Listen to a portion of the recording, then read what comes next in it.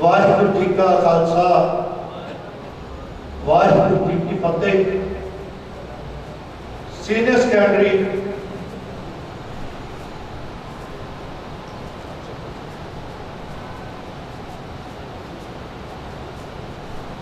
Secondary वार्तालाप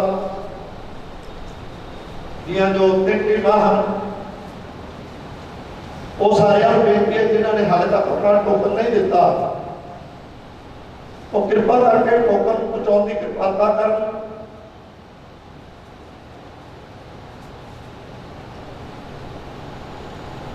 senior secondary वार्तालाप की मुकाबले की जजमेंट कर रहे हैं सत्कारयोग भैन मनजिंदर कौर जी, भैन बलविंदर कौर जी, सरदार नछत्र सिंह जी ते वीर मास्टर हरकृष्ण सिंह, मास्टर कृष्ण सिंह कृष्ण सारियां नूं जियो आया और जैसे बात आज्ञा देते मुकाबला आरंभ कराइए जी।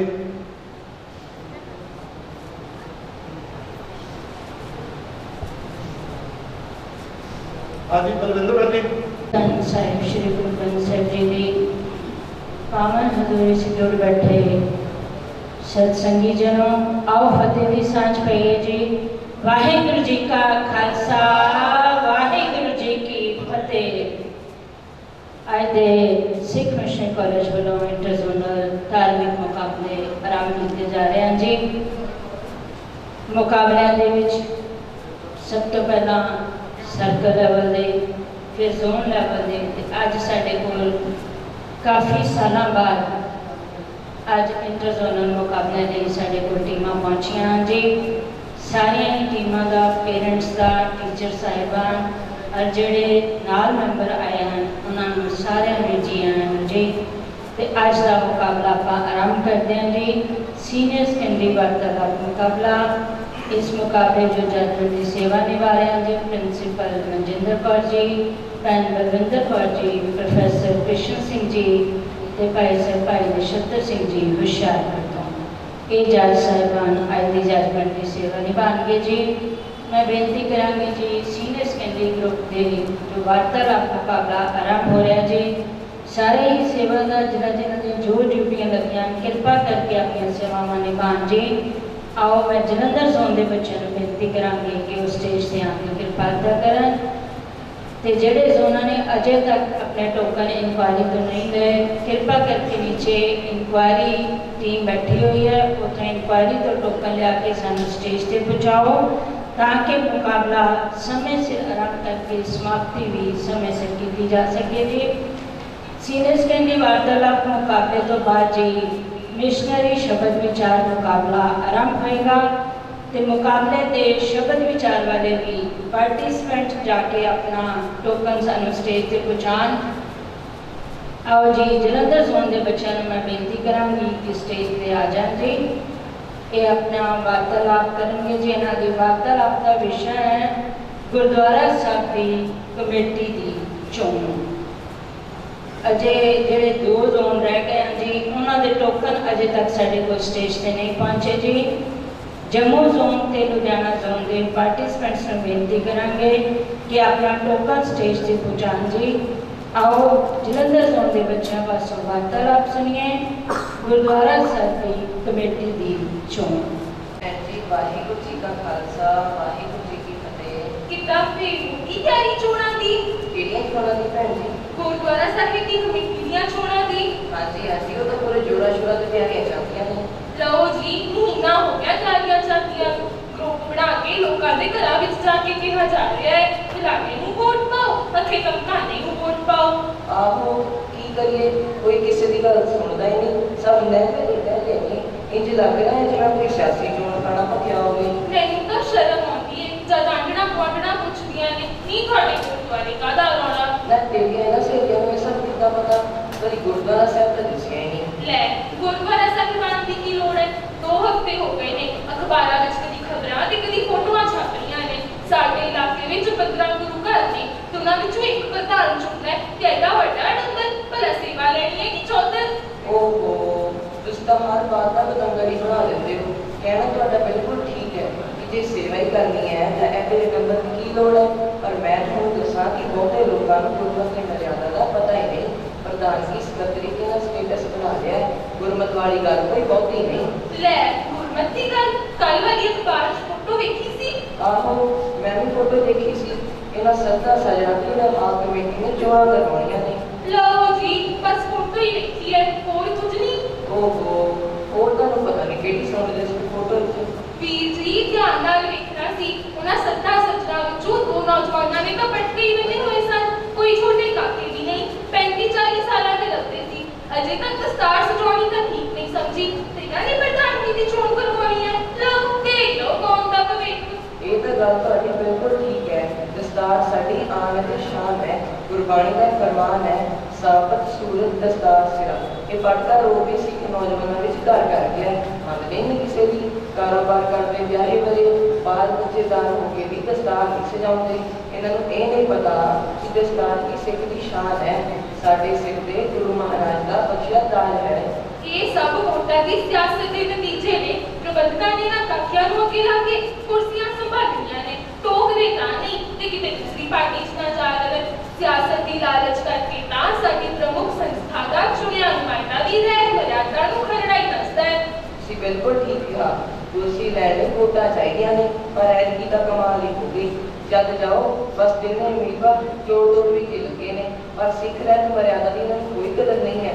ਇਹਨਾਂ ਨੂੰ ਇਹ ਨਹੀਂ ਪਤਾ ਕਿ ਜੇਕਰ ਅਸੀਂ ਪ੍ਰਬੰਧਕ ਰਹਿਤ ਮਰਿਆਦਾ ਦੇ ਧਾਰਨੀ ਹੋਵਾਂਗੇ ਤਾਂ ਇਸ ਨਾਲ ਪੰਥ ਕਿੱਦਾਂ ਮਜ਼ਬੂਤ ਹੋਵੇਗੀ। ਇੱਕ ਹੋਰ ਖਬਰ ਛਪੀ ਸੀ ਕਿ ਪ੍ਰਧਾਨਗੀ ਦੇ ਉਮੀਦਵਾਰ ਕਾਫਲਾ ਲੈ ਕੇ ਘਰ ਘਰ ਵੋਟਾਂ ਮੰਗਣ ਲਈ ਜਾ ਰਹੇ ਨੇ। ਵੇਖਿਆ ਕਿੰਨੀ ਵੇਲਣੇ ਜਵਾਈ ਇਹਨਾਂ ਦੀ ਕਿ ਕਿਸੇ ਹੀਲੇ ਵਸੀਲੇ ਕੁਰਸੀ ਰੇੜੀ ਜਾਏ। ਵਿਚਾਰੇ ਕਾਕਨ ਦਾ ਵੀ ਛੱਡ ਕੇ ਬੈਠੇ ਨੇ। ਕਦੀ ਤੁਸੀਂ ਵੇਖਿਆ ਇਹ ਕਾਫਲਾ ਬਣਾ ਕੇ ਕਿਤੇ ਪ੍ਰਚਾਰ ਪ੍ਰਸਾਰ ਲਈ ਨਿਕਲੇ ਹੋਣ, ਨਸ਼ਿਆਂ ਦੇ ਖਿਲਾਫ ਕੋਈ ਮੁਹਿੰਮ ਚਲਾਈ ਹੋਵੇ, ਸਮਾਜਿਕ ਕੁਰੀਤੀਆਂ ਦੇ ਖਿਲਾਫ ਝੰਡਾ ਬੁਲੰਦ ਕੀਤਾ ਹੋਵੇ। ਹਾਂਜੀ, ਕਿਤੇ ਇੰਨੀ ਦਿਲਚਸਪੀ ਇਸ ਗੱਲ ਵਿੱਚ ਹੈ ਕਿ ਘਰ ਘਰ ਜਾ ਕੇ ਦੇਖਣ ਕਿਹੜਾ ਬੱਚਾ ਗੁਰਦੁਆਰਾ ਸਾਹਿਬ ਹਾਜ਼ਰੀ ਨਹੀਂ ਭਰਦਾ, ਕਿਹੜਾ ਕਿਹੋ ਜਿਹੀ ਸੰਗਤ ਕਰਦਾ ਹੈ। ਘਰੋਂ ਘਰੀ ਜਾ ਕੇ ਬੱਚਿਆਂ ਨੂੰ ਗੁਰੂ ਵਾਲੇ ਬਣਨ ਦੀ ਪ੍ਰੇਰਨਾ, ਫਿਰ ਤਾਂ ਸਮਾਜ ਵਿੱਚ ਸੁਧਾਰ ਆ ਸਕਦਾ ਹੈ। ਇਸ ਤਰ੍ਹਾਂ ਦਾ ਤਾਂ ਹੀ ਹੋਵੇ ਜੇ ਧਰਮ ਪ੍ਰਚਾਰ ਦੀ ਅੰਦਰ ਹੋਵੇ। ਇੱਥੇ ਤਾਂ ਗੁਰਦੁਆਰਾ ਸਾਹਿਬ ਦਾ ਮਾਹੌਲ ਧਰਮ ਵੱਲੋਂ ਹਟਾ ਕੇ ਸਿਆਸੀ ਅਖਾੜੇ ਵਾਲਾ ਬਣਾ ਛੱਡਿਆ ਇਹਨਾਂ ਲੋਕਾਂ ਨੇ। ਇੱਕ ਹੋਰ ਖਬਰ ਛਪੀ ਸੀ, ਵੇਖੀ ਤੁਸੀਂ? ਨਹੀਂ, ਵੈਸੇ ਭੈਣ ਜੀ ਤੁਸੀਂ ਵੀ ਕਿਸੇ ਸਿਆਸੀ ਲੀਡਰ ਤੋਂ ਘੱਟ ਨਹੀਂ ਜਾਣਦੇ। ਮੈਨੂੰ ਜੋ ਦਿਲ ਆਉਂਦਾ ਹੈ ਆਪ ਲਵੋ, ਪਰ ਮੇਰੀਆਂ ਗੱਲਾਂ ਨੂੰ ਐਵੇਂ ਨਾ ਸਮਝਿਓ। ਇੱਕ ਹੋਰ ਖਬਰ ਛਪੀ ਸੀ ਕਿ ਇੱਕ ਉਮੀਦਵਾਰ ਦੂਸਰੇ ਦੇ ਹੱਕ ਵਿੱਚ ਬੈਠ ਗਿਆ ਤੇ ਟਾਕਰਾ ਉਹ ਦੋਹਾਂ ਦਾ ਰਹਿ ਗਿਆ। ਵੇਖਿਆ ਕੀ ਛੜਿਅੰਤਰ ਵਰਤੇ ਜਾਂਦੇ ਨੇ। ਭਲਾ ਇਹ ਸ਼ੋਭਦਾ ਹੈ ਗੁਰਦੁਆਰਿਆਂ ਬਾਰੇ?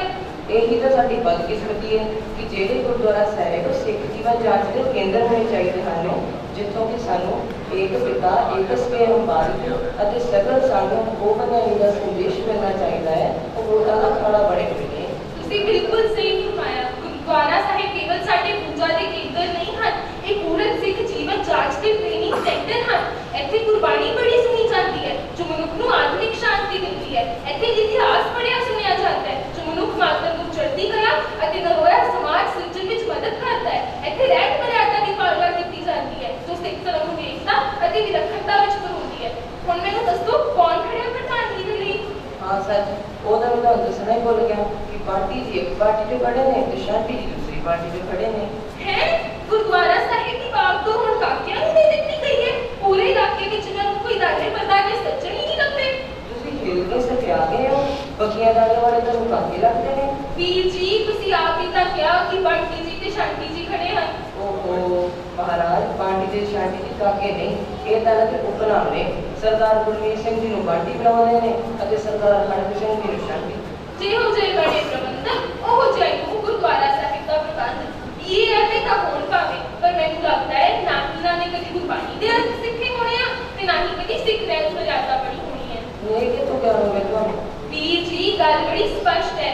ਸਿੱਖ ਰਹਿਤ ਮਰਿਆਦਾ ਵਿੱਚ 4 ਸੰਸਕਾਰ ਲਿਖੇ ਹਨ, ਜਿਸ ਵਿੱਚ ਸਭ ਤੋਂ ਪਹਿਲਾ ਸੰਸਕਾਰ ਹੈ ਜਨਮ ਸੰਸਕਾਰ, ਜਿਸ ਵਿੱਚ ਲਿਖਿਆ ਹੈ ਕਿ ਸਿੱਖ ਬੱਚੀ ਦਾ ਨਾਮ ਗੁਰੂ ਗ੍ਰੰਥ ਸਾਹਿਬ ਦੇ ਆਏ ਦੇ ਪਹਿਲੇ ਅੱਖਰ ਤੋਂ ਰੱਖਿਆ ਜਾਵੇ ਤੇ ਉਸ ਦੇ ਨਾਲ ਹੀ ਉਸ ਨੂੰ ਬੁਲਾਇਆ ਜਾਵੇ। ਪਰ ਫਿਰ ਵੀ ਲੋਕ ਗਲਤੀ ਬਸ ਬੱਚਿਆਂ ਨੂੰ ਕਾਕੂ ਨੀਟੂ ਇੱਦਾਂ ਦੀਆਂ ਨਾਵਾਂ ਨਾਲ ਬੁਲਾਉਂਦੇ ਆ, ਜੋ ਕਿ ਭੁੱਲ ਹੈ। ਪਰ ਜਿਸ ਨੇ ਗੁਰਦੁਆਰਾ ਸਾਹਿਬ ਦਾ ਪ੍ਰਬੰਧ ਚਲਾਉਣਾ ਹੈ ਉਸਨੇ ਤਾਂ ਮਰਿਆਦਾ ਬਾਕੀ ਸੰਗਤ ਨੂੰ ਸਿਖਾਉਣੀ ਹੈ। ਇਹਨਾਂ ਵੱਡੀਆਂ ਸ਼ਕਤੀਆਂ ਨੇ ਕੀ ਪੂਰੀਆਂ ਹੋਣੀਆਂ ਨੇ। ਜਿੰਦ ਕੌਰੇ ਤੁਸੀਂ ਠੀਕ ਹੀ ਕਹਿੰਦੇ ਹੋ। ਪਹਿਲਾਂ ਲਾੜ ਨਾਲ ਛੋਟਾ ਨਾਮ ਬੁਲਾਉਂਦੇ ਸਨ, ਪਰ ਜਦ ਬੱਚੇ ਨੇ 3-4 ਸਾਲ ਦਾ ਹੋ ਜਾਣਾ ਤਦ ਉਸਦਾ ਪੂਰਾ ਨਾਮ ਬੁਲਾਉਣਾ। ਇਸ ਨਾਲ ਉਸਨੂੰ ਮਨੋਵਿਗਿਆਨਕ ਚੜ੍ਹਦੀ ਕਲਾ ਮਿਲਦੀ ਹੈ, ਪਰ ਅੱਜ ਕੱਲ੍ਹ ਤਾਂ ਬੜਾ ਹੀ ਬੁਰਾ ਹਾਲ ਹੈ। ਤੁਸੀਂ ਵੇਖਿਆ ਹੀ ਹੋਣਾ, ਲਗਭਗ ਪੰਜਾਬੀ ਦੇ ਸਾਰੇ ਚੈਨਲਾਂ ਵੱਲੋਂ ਸਿੰਗਰ ਤੇ ਕੌਰ ਸ਼ਬਦ ਦੀ ਵਰਤੋਂ ਨਹੀਂ ਕੀਤੀ ਜਾਂਦੀ। ਵਿਅਕਤੀ ਦਾ ਨਾਮ ਤੇ ਉਸਦਾ ਜਾਤ ਪੂਤੀ ਭੁੱਲਿਆ ਜਾਂਦਾ ਹੈ, ਜਿਵੇਂ ਸੋਫੀ ਫਰੈਚ। ਸਾਨੂੰ ਤਾਂ ਇਸ ਵਰਤਾਰੇ ਦਾ ਡਟ ਕੇ ਵਿਰੋਧ ਕਰਨਾ ਚਾਹੀਦਾ ਹੈ ਅਤੇ ਆਪਣੇ ਨਾਵਾਂ ਦੇ ਨਾਲ ਸਿੰਗਰ ਤੇ ਕੌਰ ਤੋਂ ਇਲਾਵਾ ਛੋਟੇ ਨਾਮ ਜਾਂ ਜਾਤ ਪੁੱਤ ਨਹੀਂ ਲਗਾਉਣੇ ਚਾਹੀਦੇ। ਹੁਣ ਅੱਜ ਕੱਲ੍ਹ ਦੀ ਗੱਲ ਵੀ ਸੁਣ ਲਓ। ਕਿਹੜੀ ਗੱਲ ਭੈਣ ਜੀ? ਸਾਡੀ ਰਿਸ਼ਤੇਦਾਰੀ ਵਿੱਚ ਇੱਕ ਲੜਕੀ ਬੜੀ ਪੜ੍ਹੀ ਲਿਖੀ, ਛੋਟੇ ਹੁੰਦਿਆਂ ਘਰਦਿਆਂ ਨਾਲ ਪਿੰਕੀ ਪਿੰਕੀ ਆਪ ਵੀ ਬੁਲਾਣਾ, ਪੜ੍ਹਨੇ ਗਈ ਫਿਰ ਵੀ ਪਿੰਕੀ, ਪੜ੍ਹਨੇ ਕੇ ਭੈਣ ਜੀ ਲੱਗੀ ਫਿਰ ਵੀ ਪਿੰਕੀ। ਫਿਰ ਉਸਦਾ ਵਿਆਹ ਹੋ ਗਿਆ, ਸਹੁਰੇ ਘਰ ਵਿੱਚ ਵੀ ਪਿੰਕੀ, ਸੱਸ ਬੁਲਾਵੇ ਤਾਂ ਸਹੁਰਾ ਸਾਹਿਬ ਬੁਲਾਉਣ ਤਾਂ ਵੀ ਪਿੰਕੀ। ਫਿਰ ਉਸਦੇ ਕਾਕੇ ਦਾ ਵਿਆਹ ਹੋ ਗਿਆ ਤੇ ਉਸਦੀ ਨੂੰਹ ਆਈ ਤੇ ਉਹ ਵੀ ਆਖੀ ਜਾਵੇ ਪਿੰਕੀ ਜੀ ਮੈਂ ਬਾਜ਼ਾਰ ਚੱਲੀ ਹਾਂ। ਹਾਏ ਰੱਬਾ, ਚਿੰਤ ਕੌਰ ਦੇ ਨਾਲ ਪਿੰਕੀ ਕਰਕੇ ਕਿ ਚਲੀ ਗਈ ਬੁਝਾ ਦਿੱਤੀ। ਵੀਰ ਜੀ, ਚਿੰਤ ਕੌਰ ਨੂੰ ਦੋਸ਼ ਦੇਣ ਦੀ ਲੋੜ ਨਹੀਂ ਹੈ। ਜੇ ਗੁਰਦੁਆਰਾ ਸਾਹਿਬ ਦੇ ਆਗੂ ਬੈਠੀ ਛੱਟੀ ਹੋਣਗੇ ਤਾਂ ਆਮ ਲੋਕਾਂ ਨੇ ਤਾਂ ਇੰਤਜ਼ਾਰ ਵੀ ਕਰਨਾ ਹੈ। ਹਾਂਜੀ, ਤੁਸੀਂ ਬਿਲਕੁਲ ਠੀਕ ਕਿਹਾ, ਪਰ ਅਸਲ ਗੱਲ ਤਾਂ ਇਹ ਹੈ ਕਿ ਇਲੈਕਸ਼ਨ ਦੇ ਨੰਬਰ ਨਾਲ ਸਿਲੈਕਸ਼ਨ ਹੋਣੀ ਚਾਹੀਦੀ ਹੈ। ਅਸੀਂ ਇਤਿਹਾਸ ਵਿੱਚ ਵੀ ਦੇਖਦੇ ਹਾਂ, ਗੁਰੂ ਸਾਹਿਬਾਨ ਦੇ ਸਮੇਂ ਵੀ ਗੁਰਸਿੱਖਾਂ ਦੀ ਸਿਲੈਕਸ਼ਨ ਹੀ ਹੁੰਦੀ ਰਹੀ ਹੈ। ਗੁਣਾਂ ਦੇ ਆਧਾਰ ਤੇ ਹੀ ਗੁਰਸਿੱਖਾਂ ਨੂੰ ਵੱਖ-ਵੱਖ ਤਰ੍ਹਾਂ ਦੀਆਂ ਸੇਵਾਵਾਂ ਸੌਂਪੀਆਂ ਜਾਣੀਆਂ ਚਾਹੀਦੀਆਂ ਹਨ। ਇੰਨਾ ਹੀ ਨਹੀਂ, ਜਦ ਖਾਲਸੇ ਨੂੰ ਨਵਾਬੀ ਮਿਲੀ ਸੀ, ਗੁਰੂ ਨਵਾਬ ਕਪੂਰ ਸਿੰਘ ਦੀ ਸਿਲੈਕਸ਼ਨ ਹੀ ਹੋਈ ਸੀ। ਤੁਹਾਡੀ ਗੱਲ ਬਿਲਕੁਲ ਦਰੁਸਤ ਹੈ। ਗੁਰਦੁਆਰਾ ਸਾਹਿਬ ਦੀ ਕਮੇਟੀ ਵੀ ਸਿਲੈਕਟ ਕੀਤੀ ਜਾਣੀ ਚਾਹੀਦੀ ਹੈ। ਬਿਲਕੁਲ, ਸੇਵਾ ਕਰਨ ਵਾਲੇ ਵਿਅਕਤੀ ਜਿਹਨੂੰ ਬਾਣੀ ਦੀ ਪੂਰੀ ਸਮਝ ਹੋਵੇ, ਰਹਿਤ ਮਰਿਆਦਾ ਦੇ ਧਾਰਨੀ ਹੋਣ ਅਤੇ ਸੇਵਾ ਭਾਵਨਾ ਵਾਲੇ ਹੋਣ ਅਤੇ ਉਹਨਾਂ ਦਾ ਸਮਾਜ ਵਿੱਚ ਉੱਚੇ ਕਿਰਦਾਰ ਹੋਣ ਦੇ ਸਤਿਕਾਰ ਵੀ ਹੋਣ। ਕਿ ਜਿਸ ਤਰ੍ਹਾਂ ਦਾ ਸਾਡਾ ਵੋਟਾਂ ਵਾਲਾ ਮਾਹੌਲ ਹੈ ਜੋ ਕਿ ਰਾਜਨੀਤੀ ਤੋਂ ਪ੍ਰੇਰਿਤ ਹੈ, ਇਹ ਵਧੀਆ ਪ੍ਰਬੰਧਕਾਂ ਦੀ ਚੋਣ ਨਹੀਂ ਕਰ ਸਕਦਾ। ਗੁਰਬਾਣੀ ਦਾ ਫੁਰਮਾਨ ਹੈ, ਹੋਏ ਇਕੱਤਰ ਮਿਲੋ ਮੇਰੇ ਭਾਈ, ਦੁਬਿਧਾ ਦੂਰ ਕਰੋ ਲਿਵ ਲਾਏ, ਹਰ ਨਾਮੇ ਕੇ ਹੋ ਜੋੜੀ, ਗੁਰਮੁਖ ਬਹਿਸੋ ਸਫਾ ਵਿਛਾਏ। ਸੋ ਸਾਨੂੰ ਸਾਰਿਆਂ ਨੂੰ ਰਲ ਮਿਲ ਕੇ ਬੈਠ ਕੇ ਸੁਚੱਜੇ ਤਰੀਕੇ ਨਾਲ ਜੋ ਪ੍ਰਬੰਧਕਾਂ ਨੂੰ ਸੇਵਾ ਦੇਣੀ ਚਾਹੀਦੀ ਹੈ। ਹਾਂਜੀ ਬਿਲਕੁਲ, ਗੁਰਦੁਆਰਾ ਸਾਹਿਬ ਵਿੱਚ ਪ੍ਰਧਾਨਗੀ ਸਕੱਤਰ ਤੇ ਮੈਂਬਰ ਹੋਣਾ ਤੇ ਅਹੁਦੇਦਾਰ ਨਹੀਂ। ਬਿਨਾਂ ਅਹੁਦੇਦਾਰੀਆਂ ਦੀ ਮਨ ਵਿੱਚ ਹਉਮੈ ਰੱਖਣੀ ਗੁਰੂ ਘਰ ਵਿੱਚ ਬਿਲਕੁਲ ਵੀ ਪ੍ਰਵਾਨ ਨਹੀਂ। ਗੁਰਬਾਣੀ ਦਾ ਫਰਮਾਨ ਹੈ, ਹਉਮੈ ਨਾਵੈ ਨਾਰ ਵਿਰੋਧ ਹੈ, ਦੋਵੇਂ ਨਾ ਵਸੈ ਇੱਕ ਠਾਈ। ਬਿਲਕੁਲ ਸਹੀ, ਸਿਆਣਿਆਂ ਦਾ ਵੀ ਕਥਨ ਹੈ, ਹੰਕਾਰਿਆ ਤੋਂ ਮਾਰਿਆ। ਇਹ ਤਾਂ ਸੇਵਾ ਹੈ। ਜੇਕਰ ਗੁਰਦੁਆਰਾ ਸਾਹਿਬ ਦੇ ਪ੍ਰਬੰਧ ਵਿੱਚ ਸੁਧਾਰ ਹੋ ਜਾਵੇ, ਪ੍ਰਬੰਧਕ ਸੇਵਾ ਅਤੇ ਸਿੱਖੀ ਨੂੰ ਸਮਰਪਿਤ ਹੋ ਜਾਣ ਤਾਂ ਪੂਰੀ ਦੁਨੀਆ ਵਿੱਚ ਗੁਰਦੁਆਰਾ ਸਾਹਿਬ ਦਾ ਪ੍ਰਚਾਰ ਅਤੇ ਪ੍ਰਸਾਰ ਬੜੇ ਵਧੀਆ ਢੰਗ ਨਾਲ ਹੋ ਸਕਦਾ ਹੈ। ਮੈਂ ਤੁਹਾਡੀ ਗੱਲ ਨਾਲ ਬਿਲਕੁਲ ਸਹਿਮਤ ਹਾਂ। ਪੂਰੀ ਦੁਨੀਆ ਵਿੱਚ ਗੁਰਦੁਆਰਾ ਸਾਹਿਬਾਨ ਹਨ। ਜੇ ਉਹਨਾਂ ਦਾ ਪ੍ਰਬੰਧ ਗੁਰੂ ਆਸ਼ੇ ਅਨੁਸਾਰ ਆਦਰਸ਼ਕ ਤਰੀਕੇ ਨਾਲ ਚਲਾਇਆ ਜਾਵੇ ਤਾਂ ਇਹ ਮਨੁੱਖਤਾ ਨੂੰ ਸਹੀ ਮਾਇਨੇ ਵਿੱਚ ਆਪਸ ਵਿੱਚ ਜੋੜਨ ਦਾ ਕਾਰਜ ਕਰੇਗਾ। ਵੀਰ ਜੀ, ਮੁੱਖ ਦੀ ਗੱਲ ਤਾਂ ਇਹ ਹੈ ਕਿ ਗੁਰਦੁਆਰਾ ਸਾਹਿਬ ਸਾਡੀ ਏਕਤਾ, ਸਾਂਝੀਵਾਲਤਾ, ਉੱਚੀ ਖਿਆਤੀ ਕਦਰਾਂ ਕੀਮਤਾਂ, ਸੇਵਾ, ਸਿਮਰਨ ਅਤੇ ਚੜ੍ਹਦੀ ਕਲਾ ਦੇ ਪ੍ਰਤੀਕ ਹਨ। ਇਹਨਾਂ ਦਾ ਉਦੇਸ਼ ਸਾਰੀ ਮਨੁੱਖਤਾ ਨੂੰ ਸਹੀ ਰਾਹ ਤੇ ਪਾਉਣਾ ਹੈ। ਇਹਨਾਂ ਦੇ ਪ੍ਰਬੰਧਕ ਵੀ ਗੁਰੂ ਪੰਥ ਅਤੇ ਗੁਰੂ ਗ੍ਰੰਥ ਨੂੰ ਸਮਰਪਿਤ ਹੋਣੇ ਚਾਹੀਦੇ ਹਨ ਅਤੇ ਇਹਨਾਂ ਦੀ ਚੋਣ ਦੀ ਕਸਵੱਟੀ ਵੀ ਗੁਣਾਂ ਦੇ ਆਧਾਰ ਤੇ ਹੋਣੀ ਚਾਹੀਦੀ ਹੈ ਤਾਂ ਜੋ ਇਹ ਗੁਰਦੁਆਰਾ ਸਾਹਿਬ ਨਾਮ ਦੀ ਸੰਸਥਾ ਪੂਰੀ ਦੁਨੀਆ ਵਿੱਚ ਆਪਣੀ ਮਹਿਕ ਅਤੇ ਖੁਸ਼ਬੂ ਵੰਡ ਸਕੇ। ਹਾਂਜੀ ਭੈਣ ਜੀ, ਤੁਸੀਂ ਬਿਲਕੁਲ ਠੀਕ ਕਿਹਾ। ਅੱਜ ਬਹੁਤ ਚੰਗੀਆਂ ਵਿਚਾਰਾਂ ਹੋਈਆਂ। ਹੁਣ ਮੈਨੂੰ ਇਜਾਜ਼ਤ ਦਿਓ, ਮੈਂ ਚੱਲਦਾ ਹਾਂ। ਵਾਹਿਗੁਰੂ ਜੀ ਕਾ ਖਾਲਸਾ, ਵਾਹਿਗੁਰੂ ਜੀ ਕੀ ਫਤਿਹ। ਇਹ ਸੀ ਜੀ ਜਲੰਧਰ ਜ਼ੋਨ ਦੇ ਬੱਚੇ ਗੁਰਦੁਆਰਾ ਸਾਹਿਬ ਦੀ ਕਮੇਟੀ ਦੀ ਚੋਣ। ਲੁਧਿਆਣਾ ਜ਼ੋਨ ਦੇ ਬੱਚੇ ਵੀ ਬੇਨਤੀ ਕਰਾਂਗੇ ਕਿ ਉਹ ਵੀ ਸਟੇਜ ਦੇ ਕੋਲ ਪਹੁੰਚ ਜਾਣਗੇ।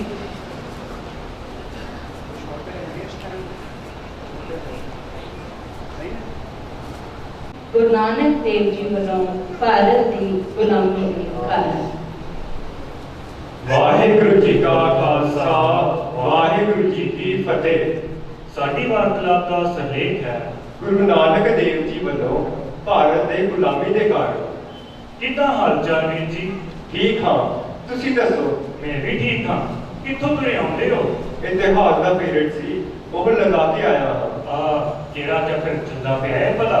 ਭਾਰਤ ਦਾ ਇਤਿਹਾਸ ਪੜ੍ਹਦੇ ਪਏ ਹਾਂ। ਕੀ ਮੈਡਮ ਵਧੀਆ ਪੜ੍ਹਾਉਂਦੇ ਨੇ? ਕੁਝ ਸਮਝ ਆਉਂਦੀ ਹੈ? ਪੜ੍ਹਾਉਂਦੇ ਤਾਂ ਵਧੀਆ ਨੇ, ਸਮਝ ਵੀ ਸਭ ਕੁਝ ਲੱਗਦਾ ਹੈ, ਪਰ ਇੱਕ ਗੱਲ ਦੀ ਮੈਨੂੰ ਸਮਝ ਨਹੀਂ ਲੱਗਦੀ। ਜੇ ਪੜ੍ਹਾਉਂਦੇ ਵੀ ਵਧੀਆ, ਸਭ ਕੁਝ ਸਮਝ ਵੀ ਆ ਜਾਂਦਾ ਹੈ, ਫਿਰ ਤਾਂ ਕੱਲੀ ਗੱਲ ਪੱਲੇ ਪੈਣੀ ਚਾਹੀਦੀ ਹੈ। ਲੱਗਦਾ ਹੈ ਤੁਸੀਂ ਕਲਾਸ ਵਿੱਚ ਧਿਆਨ ਨਾਲ ਨਹੀਂ ਬੈਠਦੇ। ਕਲਾਸ ਵਿੱਚ ਤਾਂ ਮਨ ਲਗਾ ਕੇ ਬੈਠਿਆ ਕਰੋ। ਓਹੋ, ਤੁਸੀਂ ਹਮੇਸ਼ਾ ਪੁੱਠਾ ਹੀ ਸੋਚਿਆ ਕਰੋ। ਮੈਂ ਕੁਝ ਹੋਰ ਬੋਲਦਾ, ਤੁਸੀਂ ਕਿੱਧਰ ਹੋਰ ਹੀ ਤੁਰੇ ਫਿਰਦੇ। ਚਲੋ ਛੱਡੋ ਵੀਰ ਜੀ, ਮੈਂ ਤਾਂ ਮਜ਼ਾਕ ਕਰਦਾ ਪਿਆ ਸੀ। ਤੁਸੀਂ ਦੱਸੋ ਕਿ ਤੁਹਾਨੂੰ ਕੀ ਸਮਝ ਨਹੀਂ ਲੱਗਦਾ। ਮੈਂ ਤਾਂ ਇਹੋ ਸੋਚਦਾ ਰਹਿੰਦਾ ਹਾਂ, ਭਾਰਤ ਸਭਿਅਤਾ ਗੁਲਾਮੀ ਕਿਉਂ ਭੋਗਦਾ ਰਿਹਾ? ਇੰਨੀ ਗੁਲਾਮੀ ਤੇ ਜ਼ਰੂਰਤ ਹੋਰ ਕਿਸੇ ਦੇਸ਼ ਤੇ ਕੌਮ ਦੇ ਹਿੱਸੇ ਕਿਉਂ ਨਹੀਂ ਆਈ ਜਿੰਨੀ ਸਾਡੀ ਦੇਸ਼ ਨੇ ਭੋਗੀ ਹੈ? ਗੱਲ ਤਾਂ ਤੁਹਾਡੀ ਸਹੀ ਹੈ। ਜਿੰਨੀ ਗੁਲਾਮੀ ਸਾਡੇ ਦੇਸ਼ ਨੇ ਭੋਗੀ, ਮੈਨੂੰ ਲੱਗਦਾ ਨਹੀਂ ਹੋਰ ਕਿਸੇ ਦੇਸ਼ ਨੇ ਭੋਗੀ ਹੋਣੀ। ਤੇ ਹੁਣ ਵੀ ਹਾਲਾਤ ਕੁਝ ਚੰਗੇ ਨਹੀਂ ਲੱਗਦੇ। ਪਰ ਇਸ ਦਾ ਕੀ ਕਾਰਨ ਹੋ ਸਕਦਾ ਹੈ? ਇਸ ਦਾ ਕਾਰਨ ਤਾਂ ਗੁਰੂ ਨਾਨਕ ਪਾਤਸ਼ਾਹ ਨੇ ਗੁਰਬਾਣੀ ਵਿੱਚ ਦੱਸ ਦਿੱਤਾ ਹੈ। ਗੁਰਬਾਣੀ ਵਿੱਚ ਭਾਰਤ ਦੇ ਗੁਲਾਮੀ ਦੇ ਕਾਰਨ, ਪਰ ਇਹ ਤਾਂ ਸਵੇਰੇ ਸ਼ਾਮੀ ਪਾਠ ਕਰਨ ਲਈ ਹੈ। ਇਸ ਵਿੱਚ ਭਾਰਤ ਦੇ ਗੁਲਾਮੀ ਦੇ ਕਾਰਨ ਕਿੱਥੋਂ ਆ ਗਏ? ਵੀਰ ਜੀ, ਗੁਰਬਾਣੀ ਵਿੱਚ ਤਾਂ ਪੂਰੀ ਜੀਵਨ ਜਾਂਚ ਹੈ। ਬਸ ਪੜ੍ਹਨ ਤੇ ਸਮਝਣ ਦੀ ਲੋੜ ਹੈ। ਚਲੋ ਛੱਡੋ, ਤੁਸੀਂ ਆਪਣੇ ਉਪਦੇਸ਼ ਆਪਣੇ ਕੋਲ ਹੀ ਰੱਖੋ ਤੇ ਮੈਨੂੰ ਇਹ ਦੱਸੋ ਕਿ ਸੱਚੀ ਗੁਰੂ ਨਾਨਕ ਪਾਤਸ਼ਾਹ ਨੇ ਗੁਰਬਾਣੀ ਵਿੱਚ ਭਾਰਤ ਦੇ ਗੁਲਾਮੀ ਦੇ ਕਾਰਨ ਦੱਸੇ ਹਨ? ਜੀ ਹਾਂ, ਬਿਲਕੁਲ ਦੱਸੇ ਹਨ। ਇਹ ਤਾਂ ਗੁਰੂ ਜੀ ਨੇ ਮੇਰਾ ਕੰਮ ਹੀ ਸੌਖਾ ਕਰ ਦਿੱਤਾ। ਚਲੋ ਹੁਣ ਤੁਸੀਂ ਬੁਝਾਰਤਾਂ ਨਾ ਪਾਓ ਤੇ ਮੈਨੂੰ ਸਮਝਾਓ। ਲੋ ਸੁਣੋ ਫਿਰ। ਪਹਿਲਾ ਕਾਰਨ ਗੁਰੂ ਨਾਨਕ ਪਾਤਸ਼ਾਹ ਨੇ ਇਹ ਦੱਸਿਆ ਕਿ ਉਹ ਕੌਮਾਂ ਗੁਲਾਮ ਹੋ ਜਾਂਦੀ ਹਨ ਜਿਹੜੀ ਆਪਣੀ ਬੋਲੀ ਨੂੰ ਭੁਲਾ ਦਿੰਦੀ ਹਨ ਅਤੇ ਉਹਨਾਂ ਦੀ ਬੋਲੀ ਬੋਲਣ ਲੱਗ ਪੈਂਦੀ ਹਨ। ਗੁਰੂ ਜੀ ਫਰਮਾਉਂਦੇ ਹਨ, ਕਰ ਕਰ ਮੀਆਂ ਸਭਨਾ ਜੀਆਂ ਬੋਲੀ ਅਵਰ ਤੁਮਾਰੀ। ਇਹਦਾ ਭਲਾ ਕੀ ਮਤਲਬ ਹੋਇਆ? ਇਹਦਾ ਮਤਲਬ ਇਹ ਹੋਇਆ ਕਿ ਉਹ ਕੌਮਾਂ ਗੁਲਾਮ ਹੋ ਜਾਂਦੀ ਹਨ ਜਿਹੜੀ ਆਪਣੀ ਬੋਲੀ ਨੂੰ ਭੁਲਾ ਦਿੰਦੇ ਹਨ ਅਤੇ ਹੋਰਨਾਂ ਕੌਮਾਂ ਦੀ ਬੋਲੀ ਬੋਲਣ ਲੱਗ ਪੈਂਦੀ ਹਨ ਤੇ ਫਿਰ ਉਹਨਾਂ ਦੀ ਗੁਲਾਮ ਹੋ ਜਾਂਦੀ ਹਨ। ਆ ਜਿਹੜਾ ਹਿੰਦੀ ਅੰਗਰੇਜ਼ੀ ਦਾ ਭੂਤ ਸਵਾਰ ਹੈ ਨਾ ਸਿੱਖਾਂ ਨੂੰ, ਇਹ ਤਾਂ ਗੁਲਾਮ ਹੀ ਬਣਾਓ ਸਾਨੂੰ। ਬਣਾਓ ਵੀਰ ਜੀ, ਅਸੀਂ ਤਾਂ ਗੁਲਾਮ ਬਣ ਚੁੱਕੇ ਹਾਂ। ਆਹ ਜਿਹੜਾ ਦਾਦਾ ਜੀ ਦਾਦੂ ਹੋ ਗਿਆ, ਤਾਇਆ ਜੀ ਤਾਊ ਹੋ ਗਿਆ ਤੇ ਹੋਰ ਪਤਾ ਨਹੀਂ ਕੀ। ਜੇ ਇੰਜ ਹੀ ਚੱਲਦਾ ਰਿਹਾ ਫਿਰ ਤਾਂ ਸਾਡੇ ਬੋਲ ਹੀ ਗਵਾਚ ਜਾਣੇ ਆ। ਸਾਡੀ ਪੰਜਾਬੀ ਬੋਲੀ ਤੇ ਸਾਡੀ ਹਸਤੀ ਹੀ ਵਿਸਰ ਜਾਣੀ ਆ। ਅੱਜ ਕੱਲ ਅਸੀਂ ਘਰਾਂ ਵਿੱਚ ਪੰਜਾਬੀ ਦੀ ਥਾਂ ਹਿੰਦੀ ਬੋਲ ਕੇ ਖੁਸ਼ ਹੁੰਦੇ ਰਹਿੰਦੇ ਆ। ਹੋਰ ਤੇ ਹੋਰ ਸਕੂਲਾਂ ਵਿੱਚ ਵੀ ਪੰਜਾਬੀ ਬੋਲਣ ਤੇ ਜੁਰਮਾਨਾ ਲੱਗਦਾ ਹੈ। ਤਾਂਯੋ ਤਾਂ ਸੁਰਜੀਤ ਪਾਤਰ ਪੰਜਾਬੀ ਦਾ ਕਵੀ ਆਖਦਾ ਹੈ ਕਿ ਮੈਂ ਸੁਣਿਆ ਇਸ ਧਰਤੀ ਤੇ ਇੱਕ ਅਜਿਹਾ ਦੇਸ਼ ਵੀ ਹੈ ਜਿੱਥੇ ਮਾਂ ਬੋਲੀ ਬੋਲਣ ਤੇ ਜੁਰਮਾਨਾ ਲੱਗਦਾ ਹੈ। ਅੱਛਾ, ਤੁਸੀਂ ਮੈਨੂੰ ਇਹ ਦੱਸੋ ਕਿ ਇਹ ਘਰ ਘਰ ਮੀਆਂ ਦਾ ਕੀ ਮਤਲਬ ਹੋਇਆ? ਇਹਦਾ ਮਤਲਬ ਇਹ ਹੋਇਆ ਕਿ ਉਹ ਕੌਮਾਂ ਵੀ ਗੁਲਾਮ ਹੋ ਜਾਂਦੀ ਹਨ ਜਿਹੜੀ ਆਪਣੇ ਬੱਚਿਆਂ ਦੇ ਨਾਮ ਵੀ ਉਹਨਾਂ ਦੇ ਵਾਂਗ ਰੱਖਣਾ ਸ਼ੁਰੂ ਹੋ ਜਾਂਦੀ ਹਨ। ਅੱਜ ਜਿਹੜੇ ਜੈਰੀ ਹੈਰੀ ਤੇ ਸ਼ਹਿਰੀ ਪੈਦਾ ਹੋ ਗਏ ਹਨ ਸਾਡੇ ਘਰਾਂ ਵਿੱਚ, ਇਹ ਗੁਲਾਮੀ ਦੀ ਨਿਸ਼ਾਨੀ ਨਹੀਂ ਹੋਈ? ਕਿੰਨੀ ਹੈਰਾਨੀ ਵਾਲੀ ਗੱਲ ਹੈ, ਕਦੇ ਸੋਚਿਆ ਹੀ ਨਹੀਂ ਇਸ ਬਾਰੇ। ਵੀਰ ਜੀ, ਪਹਿਲਾਂ ਸਿੰਘਾਂ ਦੇ ਨਾਂ ਵੇਖਣੇ ਸੀ ਕਿ ਪਹਿਲਾਂ ਸਿੰਘਾਂ ਦੇ ਨਾਂ ਕਿੱਦਾਂ ਦੇ ਹੁੰਦੇ ਸੀ। ਗਰਜਾ ਸਿੰਘ, ਮਹਿਤਾਬ ਸਿੰਘ ਨਾਮਾਂ ਤੋਂ ਪਤਾ ਲੱਗਦਾ ਸੀ ਕਿ ਆਹ ਬੰਦੇ ਚੰਗੇ ਘਰ ਤੋਂ ਆ। ਲੋਕਾਂ ਨੂੰ ਦੇਖ ਕੇ ਬੋਲੀ ਤਾਂ ਵਿਸਾਰੀ ਜਾਂਦੇ ਆ। ਹੁਣ ਤਾਂ ਨਾਮ ਵੀ ਪੁੱਠੇ ਸਿੱਧੇ ਰੱਖਣਾ ਸ਼ੁਰੂ ਕਰ ਦਿੱਤੇ ਤੇ ਹੁਣ ਤੇ ਹੌਲੀ ਹੌਲੀ ਸਾਡੇ ਸੁਭਾਅ ਵਿੱਚ ਵੀ ਗੁਲਾਮੀ ਆਉਣ ਲੱਗ ਪਈ ਹੈ। ਗੁਰੂ ਨਾਨਕ ਦੇਵ ਜੀ ਨੇ ਤਾਂ ਮਨੋਵਿਗਿਆਨਿਕ ਨੁਕਤਿਆਂ ਤੋਂ ਸਦੀਆਂ ਪਹਿਲੇ ਹੀ ਚਾਲੂ ਕਰਾ ਦਿੱਤਾ ਸੀ। ਵੀਰ ਜੀ, ਜੇ ਹੁਣ ਵੀ ਸਮਝ ਲਈਏ ਤਾਂ ਭਲਾ ਹੈ, ਨਹੀਂ ਤਾਂ ਆ ਗੁਲਾਮੀ ਭਰੇ ਜੀਵਨ ਤੋਂ ਸਿਵਾ ਸਾਡੇ ਕੋਲ ਕੀ ਹੀ ਰਹਿ ਜਾਣਾ ਹੈ। ਕੀ ਹੋਰ ਵੀ ਕਾਰਨ ਦੱਸੇ ਹਨ ਗੁਰੂ ਜੀ ਨੇ ਭਾਰਤ ਦੇ ਗੁਲਾਮੀ ਦੇ? ਹਾਂਜੀ, ਗੁਰੂ ਜੀ ਨੇ ਤਾਂ ਕਈ ਕਾਰਨ ਦੱਸੇ ਆ। ਮੈਨੂੰ ਵੀ ਸਮਝਾ ਦਿਓ, ਕੀ ਪਤਾ ਮੇਰੇ ਪੱਲੇ ਕੁਝ ਪੈ ਹੀ ਜਾਵੇ। ਲੋ ਸੁਣੋ ਫਿਰ। ਦੂਜਾ ਕਾਰਨ ਗੁਰੂ ਨਾਨਕ ਪਾਤਸ਼ਾਹ ਨੇ ਇਹ ਦੱਸਿਆ ਕਿ ਉਹ ਕੌਮਾਂ ਗੁਲਾਮ ਹੋ ਜਾਂਦੀ ਹਨ ਜਿਨ੍ਹਾਂ ਦੀ ਏਕਤਾ ਟੁੱਟ ਜਾਂਦੀ ਹੈ ਅਤੇ ਵੰਡੀਆਂ ਪੈ ਜਾਂਦੀਆਂ ਹਨ। ਗੱਲ ਤਾਂ ਤੁਹਾਡੀ ਬਿਲਕੁਲ ਸਹੀ ਹੈ।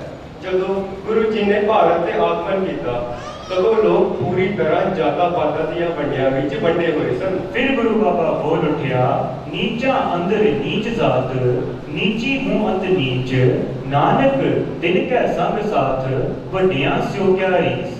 ਮੈਂ ਕਿੱਥੇ ਸੁਣਿਆ ਹੈ ਇਹ ਸ਼ਬਦ?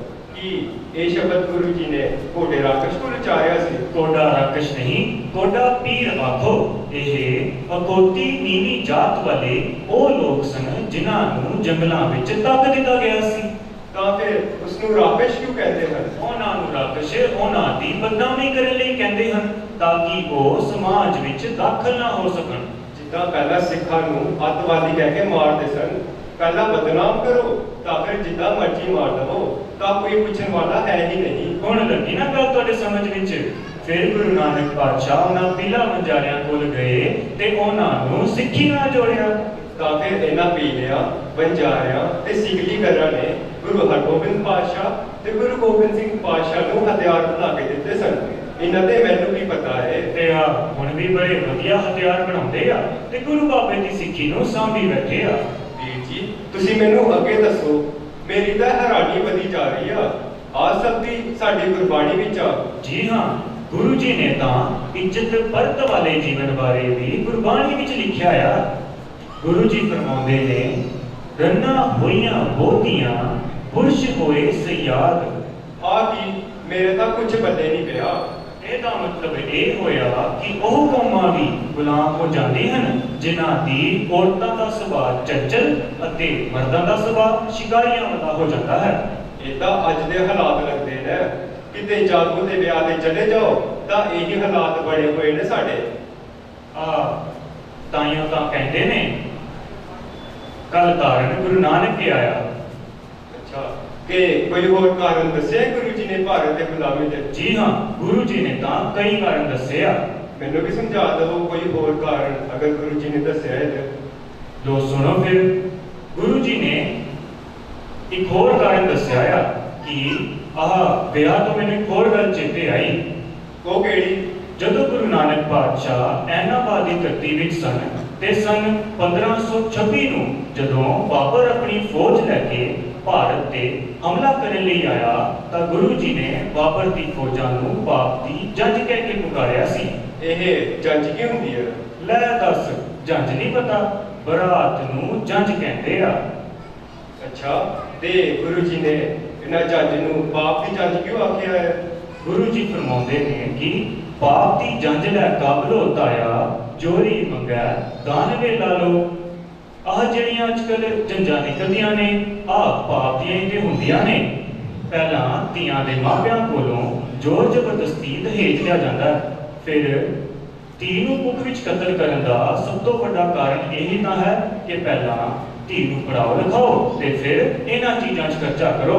ਤਾਂ ਫਿਰ ਇਹਨਾਂ ਖਰਚਾ ਵਿਆਹ ਤੇ ਹੋਣ ਤੋਂ ਬਾਅਦ ਲੋਕਾਂ ਨੂੰ ਧੀ ਜੰਮਣੀ ਘਾਟੇ ਦਾ ਸੌਦਾ ਲੱਗਦਾ ਹੈ, ਤਾਂ ਫਿਰ ਕੁੱਖ ਵਿੱਚ ਕਤਲ ਦੀ ਗੱਲ ਸ਼ੁਰੂ ਹੋ ਜਾਂਦੀ ਹੈ। ਤਾਈਓ ਤਾਂ ਗੁਰੂ ਨਾਨਕ ਪਾਤਸ਼ਾਹ ਕਹਿੰਦੇ ਨੇ, ਸੋ ਕਿਉ ਮੰਦਾ ਆਖੀਐ ਜਿਤ ਜੰਮੈ ਰਾਜਾਨ। ਗੁਰੂ ਜੀ ਔਰਤਾਂ ਨੂੰ ਬਹੁਤ ਇੱਜ਼ਤ ਸਨਮਾਨ ਦਿੱਤਾ ਆ। ਗੁਰੂ ਜੀ ਨੇ ਔਰਤਾਂ ਨੂੰ ਰਾਜਿਆਂ ਦੀ ਜਨਨੀ ਆਖਿਆ ਆ। ਗੁਰੂ ਜੀ ਨੇ ਤਾਂ ਕਮਾਲ ਹੀ ਕੀਤੀ ਹੋਈ ਹੈ। ਨਹੀਂ ਤਾਂ ਕਹਿੰਦੇ ਨੇ ਕੱਲ ਤਾਰਨ ਗੁਰੂ ਨਾਨਕ ਹੀ ਆਇਆ। ਜਿਹੜਾ ਗੁਰੂ ਜੀ ਨੇ ਸਾਨੂੰ ਜੀਵਨ ਦੱਸਿਆ ਹੈ ਨਾ, ਇੱਜ਼ਤ ਪਰਤ ਵਾਲਾ, ਮੈਨੂੰ ਤਾਂ ਲੱਗਦਾ ਹੈ ਕਿ ਇਹ ਤੋਂ ਵਧੀਆ ਜੀਵਨ ਕੋਈ ਹੋ ਹੀ ਨਹੀਂ ਸਕਦਾ। ਪਰ ਆਪਾਂ ਤਾਂ ਇਸ ਨੂੰ ਵਿਸਾਰ ਕੇ ਰੱਖ ਦਿੱਤਾ ਹੈ, ਤਾਈਓ ਤਾਂ ਇਹ ਹਾਲਾਤ ਬੜੇ ਹੋਏ ਨੇ ਸਾਡੇ। ਗੁਰੂ ਜੀ ਨੇ ਤਾਂ ਸਾਨੂੰ ਵਾਰਨਿੰਗ ਵੀ ਦਿੱਤੀ ਆ ਕਿ ਜੇ ਜੀਵੈ ਪਤ ਲੱਗੀ ਜਾਏ ਸਭ ਹਰਾਮ ਜੇ ਤਾਂ ਕਿਛ ਖਾਏ। ਜੇ ਇੰਨੀ ਕੁ ਗੱਲ ਸਾਡੇ ਹੁਣ ਦੇ ਸਿੱਖ ਯਾਦ ਰੱਖ ਲੈਣ ਤਾਂ ਗੁਲਾਮੀ ਦੇ ਸੰਗਲ ਤਾਂ ਆਪਣੇ ਆਪ ਹੀ ਵੱਟ ਜਾਣਗੇ। ਵੀਰ ਜੀ ਤੁਹਾਡਾ ਬਹੁਤ ਬਹੁਤ ਸ਼ੁਕਰੀਆ। ਅੱਜ ਤੋਂ ਮੈਂ ਵੀ ਗੁਰਬਾਣੀ ਦੀ ਵਿਚਾਰ ਸ਼ੁਰੂ ਕਰਦਾ ਹਾਂ। ਚਲੋ ਚਲੋ ਹੁਣ ਘੰਟੀ ਵੱਜਣ ਵਾਲੀ ਹੈ, ਬਾਕੀ ਦੀ ਵਿਚਾਰ ਪੂਰੀ ਛੁੱਟੀ ਵੇਲੇ ਕਰਾਂਗੇ। ਠੀਕ ਹੈ ਵੀਰ ਜੀ, ਫਿਰ ਮਿਲਦੇ ਹਾਂ। ਵਾਹਿਗੁਰੂ ਜੀ ਕਾ ਖਾਲਸਾ, ਵਾਹਿਗੁਰੂ ਜੀ ਕੀ ਫਤਿਹ। ਗੁਰੂ ਨਾਨਕ ਦੇਵ ਜੀ ਵੱਲੋਂ ਭਾਰਤ ਦੀ ਗੁਲਾਮੀ ਦੇ ਕਾਰਨ ਇਹ ਸੀ ਜੀ ਸੀਨੀਅਰ ਸੈਕੰਡਰੀ ਗਰੁੱਪ ਦੇ ਵਾਰਤਾਲਾਪ ਮੁਕਾਬਲੇ ਦੇ ਜੰਮੂ ਜ਼ੋਨ ਦੇ ਪਾਰਟਿਸਪੈਂਟ ਸੀ। ਆਓ ਹੁਣ ਇਸ ਮੁਕਾਬਲੇ ਦੇ ਆਖਰੀ ਪਾਰਟਿਸਪੈਂਟ ਸੀ ਲੁਧਿਆਣਾ ਜ਼ੋਨ ਦੇ ਮੈਂਬਰਾਂ ਨੂੰ ਬੇਨਤੀ ਕਰਾਂਗੇ ਕਿ ਉਹ ਸਟੇਜ ਤੇ ਆ ਜਾਣ ਜੀ। ਇਸ ਤੋਂ ਬਾਅਦ ਜੀ ਮਿਸ਼ਨਰੀ ਸ਼ਬਦ ਵਿਚਾਰ ਮੁਕਾਬਲਾ ਆਰੰਭ ਹੋਏਗਾ।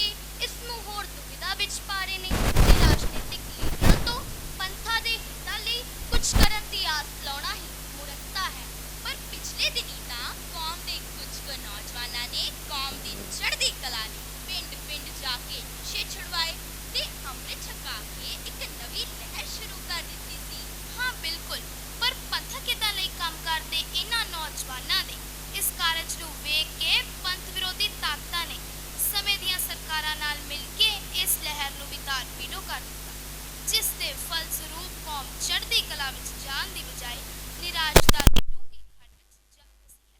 ਹਾਂ, ਇਹੀ ਕਾਰਨ ਹੈ ਕਿ ਪੰਥ ਦਾ ਦਰਦ ਰੱਖਣ ਵਾਲੇ ਸਰੀਰੀ ਨੌਜਵਾਨ ਆਪਣਾ ਮਨ ਮਾਰ ਕੇ ਘਰਾਂ ਵਿੱਚ ਪੈ ਗਏ ਨੇ। ਹੁਣ ਸਵਾਲ ਤਾਂ ਇਹ ਪੈਦਾ ਹੁੰਦਾ ਹੈ ਕਿ ਅਜਿਹੀ ਕੌਮੀ ਦੁਰਦਸ਼ਾ ਦੇ ਸਮੇਂ ਕੀਤਾ ਕੀ ਜਾਵੇ। ਉਹੀ ਕੁਝ ਕੀਤਾ ਜਾਵੇ ਜੋ ਅਜਿਹੇ ਹਾਲਾਤਾਂ ਵਿੱਚ ਸਾਡੇ ਮਹਾਨ ਸਤਿਗੁਰਾਂ ਤੇ ਪੁਰਾਤਨ ਗੁਰਸਿੱਖਾਂ ਨੇ ਕੀਤਾ ਸੀ, ਜਿੱਥੇ ਗੁਰਮਤ ਫਿਲਾਸਫੀ ਨੂੰ ਪ੍ਰਚਾਰਿਆ ਜਾਵੇ। ਤੇ ਇਹ ਤਾਂ ਹੀ ਸੰਭਵ ਹੋ ਸਕਦਾ ਹੈ ਜੇਕਰ ਪਹਿਲਾਂ ਅਸੀਂ ਆਪਣੇ ਆਪ ਨੂੰ ਗੁਰਸਿੱਖੀ ਦੇ ਮਾਡਲ ਵਜੋਂ ਪੇਸ਼ ਕਰੀਏ, ਤਾਂ ਜੋ ਸਾਡੇ ਤੋਂ ਪ੍ਰਭਾਵਿਤ ਹੋ ਕੇ ਹੋਰ ਲੋਕ ਸਿੱਖੀ ਨਾਲ ਜੁੜ ਸਕਣ। ਇਹਦਾ ਮਤਲਬ ਅੱਜ ਦੀ ਸਭ ਤੋਂ ਪਹਿਲੀ ਲੋੜ ਇਹ ਹੈ ਕਿ ਗੁਰਬਾਣੀ ਨੂੰ ਸਮਝ ਕੇ ਉਸ ਮੁਤਾਬਕ ਆਪਣਾ ਜੀਵਨ ਢਾਲ ਕੇ ਇੱਕ ਆਦਰਸ਼ਕ ਮਨੁੱਖ ਬਣ ਕੇ ਚੰਗੇ ਸਮਾਜ ਦੀ ਉਸਾਰੀ ਵੱਲ ਧਿਆਨ ਦਿੱਤਾ ਜਾਵੇ। ਹਾਂਜੀ, ਤੇ ਕੌਮ ਦੀ ਨਵੀਂ ਪਨੀਰੀ ਵੱਲ ਵੀ ਵਿਸ਼ੇਸ਼ ਧਿਆਨ ਦਿੱਤਾ ਜਾਵੇ। 5 ਤੋਂ 20 ਸਾਲ ਤੱਕ ਦੇ ਬੱਚਿਆਂ ਦੇ ਅੰਦਰ ਗੁਰਬਾਣੀ ਦੀਆਂ ਉੱਚੀਆਂ ਸੁੱਚੀਆਂ ਕਦਰਾਂ ਕੀਮਤਾਂ ਦਾ ਸੰਚਾਰ ਕੀਤਾ ਜਾਵੇ ਤੇ ਉਹਨਾਂ ਨੂੰ ਆਪਣੇ ਗੌਰਵਮਈ ਵਿਰਸੇ ਤੋਂ ਜਾਣੂ ਕਰਵਾਇਆ ਜਾਵੇ। ਤਾਂ ਹੀ ਤਾਂ ਕੌਮ ਦੇ ਚੰਗੇ ਭਵਿੱਖ ਦੀ ਆਸ ਕੀਤੀ ਜਾ ਸਕਦੀ ਹੈ। ਤੇ ਨਵਨੀਤ, ਮੈਨੂੰ ਤਾਂ ਲੱਗਦਾ ਇਹ ਕੰਮ ਕੋਈ ਬਹੁਤਾ ਔਖਾ ਵੀ ਨਹੀਂ ਹੈ। ਸਿੱਖ ਮਿਸ਼ਨਰੀ ਕਾਲਜ ਵਰਗੀਆਂ ਹੋਰ ਸੰਸਥਾਵਾਂ ਨੇ ਬੱਚਿਆਂ ਦੇ ਮਿਆਰ ਦੀਆਂ ਪੁਸਤਕਾਂ ਤਿਆਰ ਕਰਵਾ ਕੇ ਪਹਿਲਾਂ ਹੀ ਇਹ ਕੰਮ ਆਰੰਭਿਆ ਹੋਇਆ ਹੈ। ਤੇ ਇਸ ਕੰਮ ਨੂੰ ਪੂਰਾ ਕਰਨ ਦਾ ਸਭ ਤੋਂ ਵਧੀਆ ਤਰੀਕਾ ਇਹ ਹੈ ਕਿ ਆਪਣੇ ਮਹੱਲੇ ਦੇ ਬੱਚਿਆਂ ਨੂੰ ਇਕੱਤਰ ਕਰਕੇ ਧਾਰਮਿਕ ਕਲਾਸਾਂ ਲਗਾਈਆਂ ਜਾਣ। ਸਿੱਖ ਇਤਿਹਾਸ ਤੇ ਗੁਰਮਤ ਵਿਚਾਰਧਾਰਾ ਦੀ ਜਾਣਕਾਰੀ ਵੀ ਦਿੱਤੀ ਜਾਵੇ ਤਾਂ ਜੋ ਇਹ ਬੱਚੇ ਵੱਡੇ ਹੋ ਕੇ ਚੰਗਾ ਕੌਮੀ ਭਵਿੱਖ ਸਿਰਜਣ ਵਿੱਚ ਸਹਾਈ ਹੋਣਗੇ ਤੇ ਘੱਟੋ ਘੱਟ ਪਤੀਤ ਪੁਣ ਦੇ ਮਾਰੂ ਰੋਗ ਤੋਂ ਤਾਂ ਬਚੇ ਹੀ ਰਹਿਣਗੇ। ਹਾਂਜੀ, ਇਹ ਗੱਲ ਤਾਂ ਬਿਲਕੁਲ ਸਹੀ ਕਹੀ ਕਿ ਭਾਵੇਂ ਕੰਮ ਵੇਖਣ ਵਿੱਚ ਬਹੁਤ ਛੋਟਾ ਲੱਗਦਾ ਹੈ, ਪਰ ਇਹਦੇ ਸਿੱਟੇ ਬਹੁਤ ਮਹਾਨ ਹੋਣਗੇ, ਕਿਉਂਕਿ ਇੱਕ ਪੱਕੀ ਮਜ਼ਬੂਤ ਇਮਾਰਤ ਦੀ ਉਸਾਰੀ ਲਈ ਇਮਾਰਤ ਦੀ ਨੀਂਹ ਦਾ ਮਜ਼ਬੂਤ ਹੋਣਾ ਬਹੁਤ ਜ਼ਰੂਰੀ ਹੈ ਤੇ ਬੱਚੇ ਕੌਮ ਦੀ ਨੀਂਹ ਤਾਂ ਹੁੰਦੇ ਨੇ। ਤੇ ਇਸ ਕਾਰਜ ਨੂੰ ਸਫਲਤਾਪੂਰਵਕ ਸਿਰੇ ਚਾੜਨ ਲਈ ਇਲਾਕੇ ਦੇ ਗੁਰਦੁਆਰੇ ਦਾ ਅਤੇ ਉੱਥੇ ਆਉਣ ਵਾਲੀ ਸੰਗਤ ਦੇ ਨਾਲ-ਨਾਲ ਗ੍ਰੰਥੀ ਤੇ ਸੇਵਾਦਾਰ ਦਾ ਵੀ ਅਹਿਮ ਰੋਲ ਹੁੰਦਾ ਹੈ, ਕਿਉਂਕਿ ਗੁਰਦੁਆਰਾ ਜਿੱਥੇ ਸਿੱਖੀ ਦੇ ਦਰਖਤ ਦੀ ਜੜ ਹੈ, ਉੱਥੇ ਹੀ ਪ੍ਰਬੰਧਕ ਕਮੇਟੀ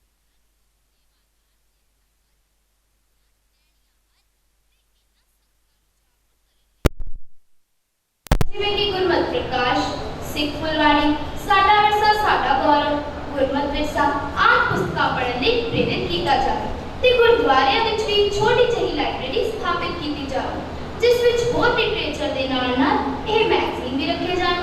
ਮੇਰੀ ਸੋਚ ਮੁਤਾਬਕ ਹਰੇਕ ਗੁਰਦੁਆਰੇ ਵਿੱਚ ਕੀਰਤਨ ਦੇ ਨਾਲ-ਨਾਲ ਸ਼ਬਦ ਵਿਚਾਰ ਲਈ ਵਾਧੂ ਸਮਾਂ ਰੱਖਿਆ ਜਾਵੇ, ਕਿਉਂਕਿ ਆਮ ਸੰਗਤ ਨੂੰ ਸ਼ਬਦ ਵਿਚਾਰ ਰਾਹੀਂ ਗੁਰਮਤਿ ਵਿਚਾਰਧਾਰਾ ਨਾਲ ਜੋੜਿਆ ਜਾ ਸਕਦਾ ਹੈ।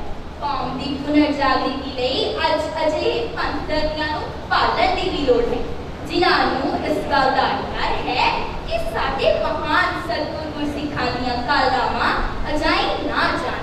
ਉਹਨਾਂ ਨੂੰ ਬਿਨਾਂ ਦੇਰ ਕੀਤਿਆਂ ਇਸ ਕਾਰਜ ਵਿੱਚ ਲਗਾਉਣਾ ਚਾਹੀਦਾ ਹੈ। ਵੈਸੇ ਸਾਨੂੰ ਬੀਬੀਆਂ ਨੂੰ ਵੀ ਆਪਣੀ ਜ਼ਿੰਮੇਵਾਰੀ ਸਮਝਣੀ ਚਾਹੀਦੀ ਹੈ। ਜੇ ਬੀਬੀਆਂ ਆਪਣੇ ਬੱਚੇ ਨੂੰ ਹਰ ਰੋਜ਼ ਸਵੇਰੇ ਸ਼ਾਮ 15-20 ਮਿੰਟ ਲਗਾ ਕੇ ਗੁਰਬਾਣੀ ਕੰਠ ਕਰਵਾ ਦੇਣ ਤਾਂ ਇਹ ਕੰਮ ਹੋਰ ਵੀ ਸੌਖਾ ਹੋ ਜਾਵੇਗਾ। ਹਾਂਜੀ, ਤੁਸੀਂ ਸਹੀ ਕਿਹਾ। ਸਾਨੂੰ ਵੀ ਆਪਣੇ ਰੁਝੇਵਿਆਂ ਵਿੱਚੋਂ ਸਮਾਂ ਕੱਢ ਕੇ ਸਿੰਘ ਸਭਾ ਲੈਣ ਦੀ ਤਰਜ਼ ਤੇ ਹਰੇਕ ਸ਼ਹਿਰ ਮੁਹੱਲੇ ਵਿੱਚ ਇਸਤਰੀ ਸਤਸੰਗ ਸਭਾਵਾਂ ਬਣਾ ਕੇ ਧਰਮ ਪ੍ਰਚਾਰ ਦੀ ਲਹਿਰ ਵਿੱਚ ਕੌਮ ਦੀ ਵੱਡੀ ਪੱਧਰ ਤੇ ਆਪਣਾ ਵਾਧਾ ਯੋਗਦਾਨ ਜ਼ਰੂਰ ਪਾਉਣਾ ਚਾਹੀਦਾ ਹੈ। ਹਾਂ, ਤੇ ਵੀਰਾਂ ਨੂੰ ਵੀ ਆਪਣੇ ਕਾਰੋਬਾਰ ਵਿੱਚ ਥੋੜਾ ਜਿਹਾ ਸਮਾਂ ਕੱਢ ਕੇ ਪੰਥ ਦੇ ਲੇਖੇ ਲਾਉਣਾ ਚਾਹੀਦਾ ਹੈ। ਸਿੱਖ ਕੌਮ ਦੀ ਹੋਰ ਚੜ੍ਹਦੀ ਕਲਾ ਲਈ ਆਪਣੇ ਦਸਵੰਧ ਨੂੰ ਸਿੱਖ ਧਰਮ ਦੇ ਲੋੜਵੰਦ ਤੇ ਗਰੀਬ ਬੱਚਿਆਂ ਦੀ ਪੜ੍ਹਾਈ ਤੇ ਖਰਚਿਆ ਜਾਣਾ ਚਾਹੀਦਾ ਹੈ ਤੇ ਵੱਡੇ ਵਪਾਰੀਆਂ ਤੇ ਸੰਸਥਾਵਾਂ ਨੂੰ ਰੋਜ਼ਗਾਰ ਪੈਦਾ ਕਰਨੇ ਚਾਹੀਦੇ ਹਨ। ਇਹਨਾਂ ਸਾਰੀਆਂ ਗੱਲਾਂ ਵਿੱਚੋਂ ਜੋ ਇਸ ਸਮੇਂ ਸਭ ਤੋਂ ਵੱਡਾ ਉਪਰਾਲਾ ਹੈ ਉਹ ਹੈ ਇਲੈਕਟ੍ਰੋਨਿਕ ਮੀਡੀਆ ਤੇ ਪ੍ਰਿੰਟ ਮੀਡੀਆ ਰਾਹੀਂ ਆਪਣੇ ਵਿਰਸੇ ਦੀ ਜਾਣਕਾਰੀ ਵੱਧ ਤੋਂ ਵੱਧ ਲੋਕਾਂ ਤੱਕ ਪਹੁੰਚਾਉਣਾ। ਤੇ ਇਸ ਕਾਰਜ ਵਿੱਚ ਪੂਰਨ ਸਫਲਤਾ ਪਾਉਣ ਲਈ ਆਪਣਾ ਟੀਵੀ ਚੈਨਲ ਹੋਣਾ ਵੀ ਬਹੁਤ ਜ਼ਰੂਰੀ ਹੈ ਤੇ ਨਾਲ-ਨਾਲ ਵਿਉਂਤਬੰਦੀ ਕਰਨ ਵਾਲੇ ਵਿਦਵਾਨਾਂ ਦੀ ਕਮੇਟੀ ਵੀ ਹੋਣੀ ਚਾਹੀਦੀ ਹੈ, ਜੋ ਕਿ ਇਹ ਫੈਸਲਾ ਕਰੇ ਕਿ ਆਪਣੇ ਟੀਵੀ ਇਹ ਚੈਨਲ ਵਿੱਚ ਕਿਹੋ ਜਿਹੇ ਪ੍ਰੋਗਰਾਮ ਪੇਸ਼ ਕਰਨੇ ਹਨ। ਤੁਹਾਡੀ ਇਹ ਸਲਾਹ ਮੈਨੂੰ ਬਹੁਤ ਚੰਗੀ ਲੱਗੀ ਤੇ ਇਸ ਚੈਨਲ ਵਿੱਚ ਵਿਖਾਏ ਜਾਣ ਵਾਲੇ ਪ੍ਰੋਗਰਾਮ ਇੰਨੇ ਆਦਰਸ਼ਕ ਹੋਣੇ ਚਾਹੀਦੇ ਨੇ ਕਿ ਜਿਹੜੇ ਨੌਜਵਾਨ ਸਿੰਘ ਆਪਣੇ ਵਿਰਸੇ ਤੋਂ ਦੂਰ ਜਾ ਰਹੇ ਨੇ ਜਾਂ ਹੋ ਰਹੇ ਨੇ ਉਹ ਇਹਨਾਂ ਚੈਨਲਾਂ ਤੋਂ ਪ੍ਰਭਾਵਿਤ ਹੋ ਕੇ ਹੁਣ ਆਪਣੇ ਵਿਰਸੇ ਨਾਲ ਜੁੜ ਸਕਣ।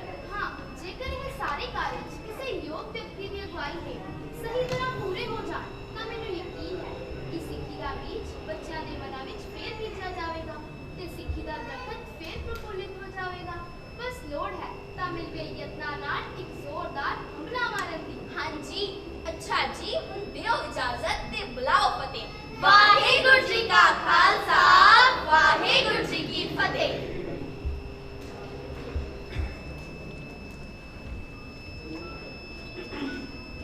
ਜੀ ਲੁਧਿਆਣਾ ਤੋਂ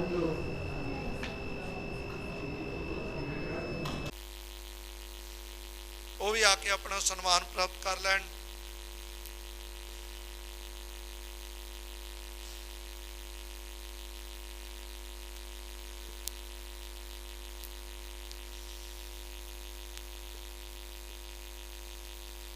बोले सो निहाल।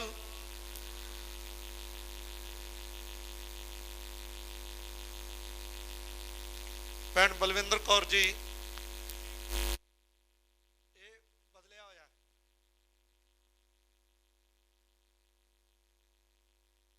मास्टर कृष्ण सिंह जी,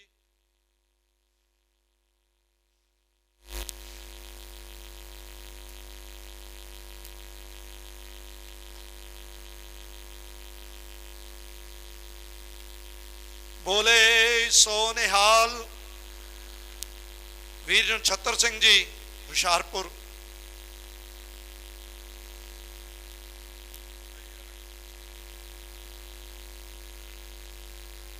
सारे धन्यवाद। हुण मैं बेनती करा कि बोर्ड इधरले पासे कर दिता जाए जी।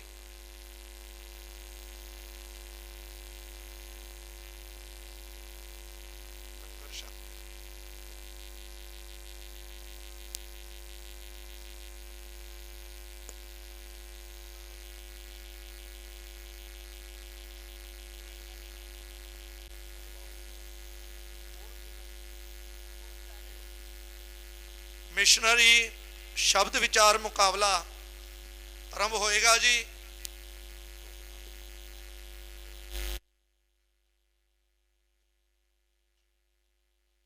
जम्मू जोन की सेवा च बेनती है कि सतगुरु की हजूरी विच आ जान।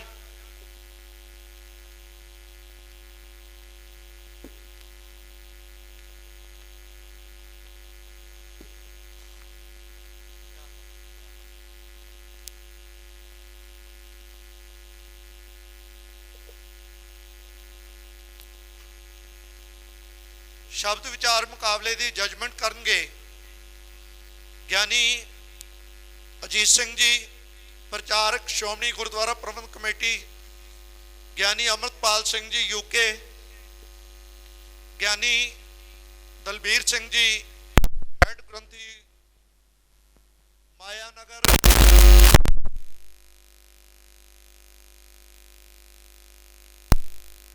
एक जज साहबान थोड़ा लेता जी। आप कल दियाँ जो प्रोग्राम चले हैं उस बारे आप सारे प्लीज दस देंगे जी। कल के 12 अगस्त दिन शनिवार ਨੂੰ जी सवेर वेले ਜਿਹੜੇ प्रोग्राम होने हैं उस बारे आप चाहत पाइए।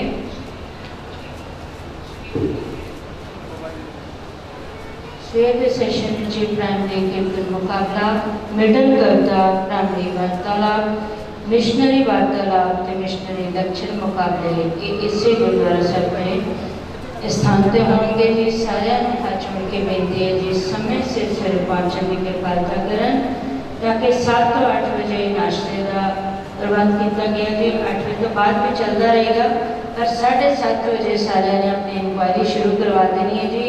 जिहड़ियां टीमां पहुंचियां कृपा करके सवेरे 7:30 बजे इंक्वायरी तो अपना टोकन लिया के सानू पहला स्टेज से दे दें ताकि समय से सारे मुकाबले आरंभ करके समाप्ति भी होगी निर्विघ्न सहित समाप्ति समय से की जा सके जी। ਇਸ ਦੇ ਵਿਚਕਾਰ ਦੇ ਜੋ ਸਾਰਿਆਂ ਦੀ ਸੇਵਾਵਾਂ ਲਗਾਈਆਂ ਗਈਆਂ ਹਨ ਉਸ ਬਾਰੇ ਵੀ ਸਾਰਿਆਂ ਨੂੰ ਇੱਕ ਵਾਰੀ ਦੱਸ ਦਿੱਤਾ ਜਾਏ।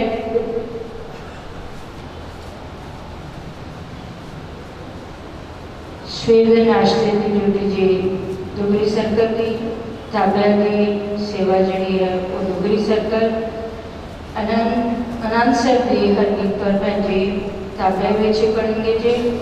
ਅਰਦਾਸ ਵਿੰਪ੍ਰੀਤ ਕੌਰ ਜੀ ਜਵਾਹਰ ਸਰਕਲ ਤੋਂ, ਹੁਕਮਨਾਮਾ ਹਰਮੀਤ ਕੌਰ ਜੀ ਦੁਗਰੀ ਸਰਕਲ। ਦੁਪਹਿਰ ਦਾ ਲੰਗਰ GNG ਸਕੂਲ ਦੇ ਸਟੂਡੈਂਟਸ ਹੋਣਗੇ ਜੀ। ਦੇਗ ਵਰਦਾਨ ਦੀ ਸੇਵਾ ਮੋਗਾ ਜ਼ੋਨ ਜੀ, ਦੇਗ ਵਰਦਾਨ ਦੀ ਸੇਵਾ ਜੀ ਮੋਗਾ ਜ਼ੋਨ ਵੱਲੋਂ ਹੋਏਗੀ। ਤੇ ਸ਼ਾਮ ਦਾ ਜੋ ਸੈਸ਼ਨ ਹੈ ਜੀ ਉਹ 3:30 ਵਜੇ ਇਨਕੁਆਇਰੀ ਆਰੰਭ ਹੋ ਜਾਏਗੀ। ਤੇ ਸਾਰਿਆਂ ਨੂੰ ਬੇਨਤੀ ਹੈ ਕਿ 3:30 ਵਜੇ ਵੀ ਸਾਰੇ ਜਣੇ ਸਮੇਂ ਸਿਰ ਪਹੁੰਚਣ ਦੀ ਕਿਰਪਾਲਤਾ ਕਰਨ। 3:30 ਵਜੇ ਇਨਕੁਆਇਰੀ ਸ਼ੀਟ ਤੋਂ ਆਪਣਾ ਟੋਕਨ ਲਿਆ ਕੇ ਸਾਨੂੰ ਸਟੇਜ ਤੇ ਦੇ ਦੇਣੇ ਹਨ ਜੀ। ਇਹਨਾਂ ਦਾ ਸ਼ਬਦ ਨਾਥ ਕਛੁਆ ਨ ਜਾਨੋ ਮਨ ਮਾਇਆ ਕੇ ਹਾਥ ਦਿਖਾਣਾ। ਵਾਹਿਗੁਰੂ।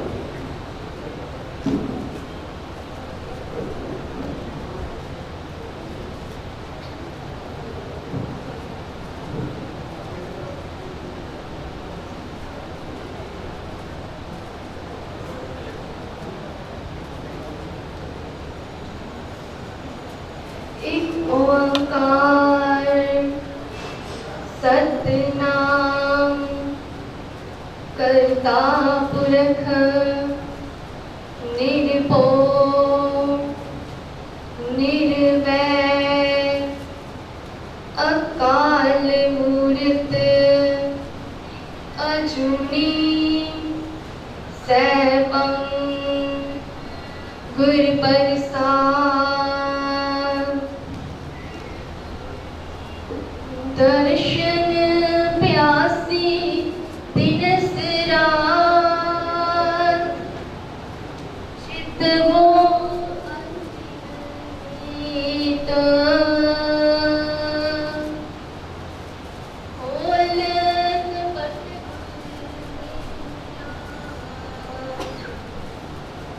नानक हर संग खोल कपट गुर मेलिया नानक हर संग नीत। मैं ताण दीवान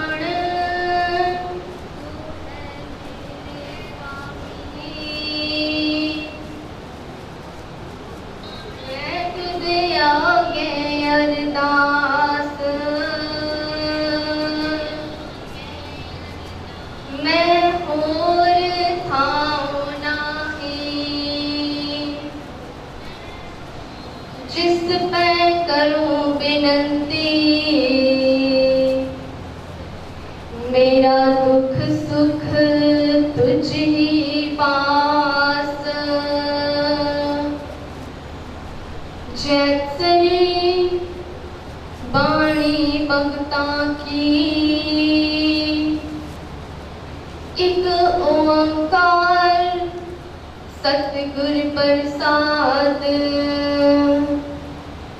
नाथ कछु ना जानू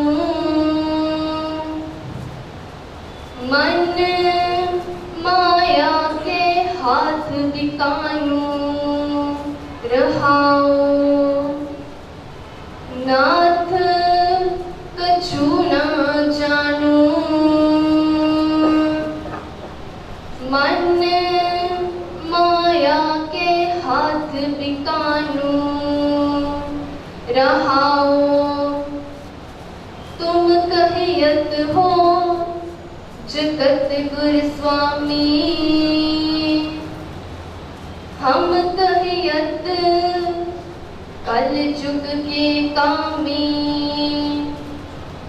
इन पंचन मेरो मन जू बिगारियो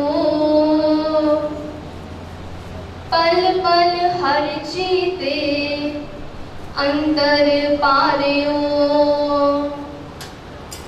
जब देखूं तत दुख की राशि, अजो न बतियाए निगम बैसाखी। गौतम नार उमापत स्वामी, शीस तरन सहस पग गामी। इन दूतन हल बद कर मारियो, बड़ो नीलाज अजू नहीं हारियो।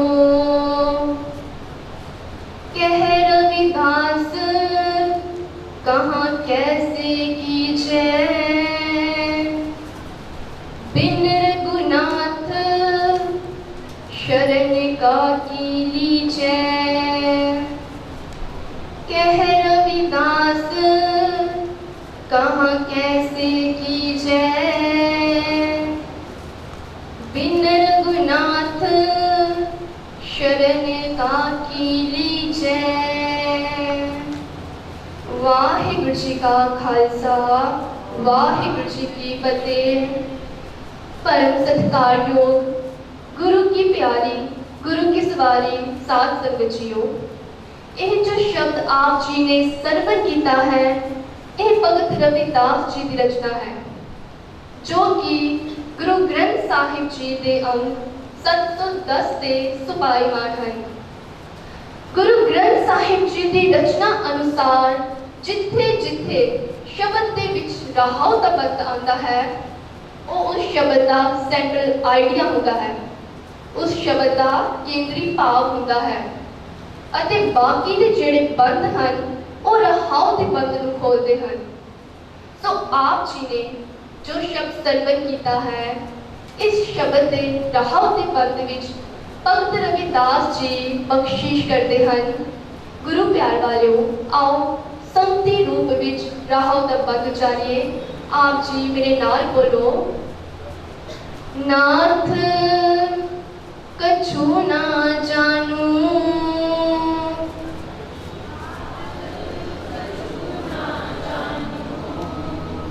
मन माया के हाथ बिकानू रहाओ।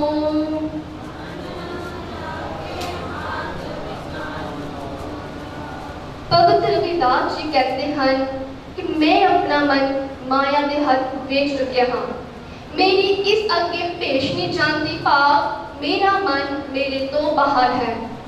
भगत जी कहते हैं कि जो मन विकारा के हाथ विक जाता है, तो जो मनुखी गुण हैं जिवें दया, धर्म, संतोख, धीरज आदि खत्म हो जाते हैं, अते हृदय रूपी घर अंदर काम, क्रोध, लोभ, मोह, अहंकार आदि विकार हावी हो जाते हैं। इस तरह के शब्द भगत कबीर जी भी करते हैं। काम क्रोध माया मद मत सर, ए संपै मोह माही, दया धर्म अरि गुर की सेवा,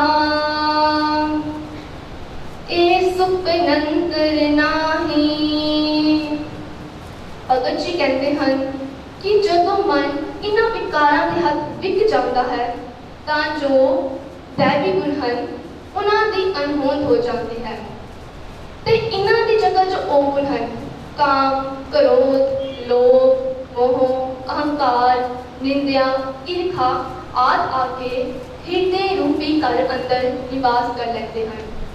जिवें जिवें मन इन्हां विकारां वासनावां उत्ते वसिया जाता है अते आत्मक मोद महल लेता है, तो इस मन को आत्मक खिड़ाऊ छो प्राप्त नहीं होती। गुरु अमरदास पातशाह बख्शिश करते हैं, इस मन को बसंत की लगे न सोए, ए मन चलिया दूजे तोए। दुलीचे मन अंदर अते माया के प्रभाव विच यह मन ਵਿਕਾਰਾਂ ਵਿੱਚ ਜਲ ਕੇ ਰਾਖ ਹੋ ਜਾਂਦਾ ਹੈ ਅਤੇ ਇਸ ਮਨ ਨੂੰ ਸੰਸਾਰ ਅੰਦਰ ਪ੍ਰਭੂ ਪਰਮਾਤਮਾ ਦੀ ਸਿਮਰਨ ਬੰਦਗੀ ਦੀ ਚੋਂ ਪ੍ਰਾਪਤ ਨਹੀਂ ਹੁੰਦੀ ਅਤੇ ਸਾਰਾ ਜੀਵਨ ਗਵਾ ਦਿੰਦਾ ਹੈ। ਫਿਰ ਦੁਖੀ ਜੀਵ ਪ੍ਰਭੂ ਅੱਗੇ ਫਰਿਆਦ ਕਰਦਾ ਹੈ, हे ਮੇਰੇ ਪਿਤਾ, ਇਹਨਾਂ ਵਿਕਾਰਾਂ ਵਿੱਚ ਘਿਰੇ ਹੋਏ ਮਨ ਨੂੰ ਬਚਾ ਲੈ। ਤਾਂ ਪ੍ਰਭੂ ਪੁਕਾਰ ਸੁਣਦਾ ਹੈ, ਜਿਵੇਂ ਗੁਰੂ ਅਰਜਨ ਪਾਤਸ਼ਾਹ ਫਰਮਾਨ ਕਰਦੇ ਹਨ, ਰਾਖ ਪਿਤਾ ਪ੍ਰਭ ਮੇਰੇ, ਮੋਹੇ ਨਿਰਗੁਣ ਸਭ ਗੁਣ ਤੇਰੇ ਰਹਾਉ। ਪੰਚ ਬਿਖਾਦੀ ਏਕ ਗਰੀਬਾ, राखो राखनहारे। खेत करण अर बहुत संतावै, आयो शरण तुहारे। ਜਦੋਂ किसी विपता ਵਿੱਚ ਫਸਿਆ ਬੱਚਾ ਆਪਣੇ ਪਿਤਾ ਨੂੰ ਪੁਕਾਰ ਕਰਦਾ ਹੈ ਤਾਂ ਪਿਤਾ ਆਪਣੇ ਬੱਚੇ ਦੀ ਸੁਰੱਖਿਆ ਲਈ ਉਹ ਹਰ ਹੀਲੇ ਹਰ ਯਤਨ ਕਰਕੇ ਉਸ ਨੂੰ ਵਿਪਤਾ ਤੋਂ ਬਚਾ ਲੈਂਦਾ ਹੈ। ਇਸੇ ਤਰ੍ਹਾਂ ਜਦੋਂ ਮਾਲਕ ਪ੍ਰਭੂ ਜੀਵ ਦੀ ਪੁਕਾਰ ਸੁਣਦਾ ਹੈ ਤਾਂ ਜੀਵ ਗੁਰੂ ਦੀ ਸ਼ਰਨ ਆ ਜਾਂਦਾ ਹੈ ਤਾਂ ਇਸ ਦਾ ਮਨ ਪੈੜੀ ਮਤਾਂ, ਵਿਕਾਰਾਂ, ਵਾਸ਼ਨਾਵਾਂ ਦੀਆਂ ਫਾਹੀਆਂ ਤੋਂ ਆਜ਼ਾਦ ਹੋ ਜਾਂਦਾ ਹੈ। ਜਬ ਹੀ ਸ਼ਰਨ ਸਾਧ ਕੀ ਆਇਓ, ਦੁਰਮਤ ਸਗਲ ਵਿਨਾਸੀ। ਤਬ ਨਾਨਕ ਚੇਤਿਓ ਚਿੰਤਾ ਮਨ ਕਾਟ ਕੀ ਵਾਸੀ।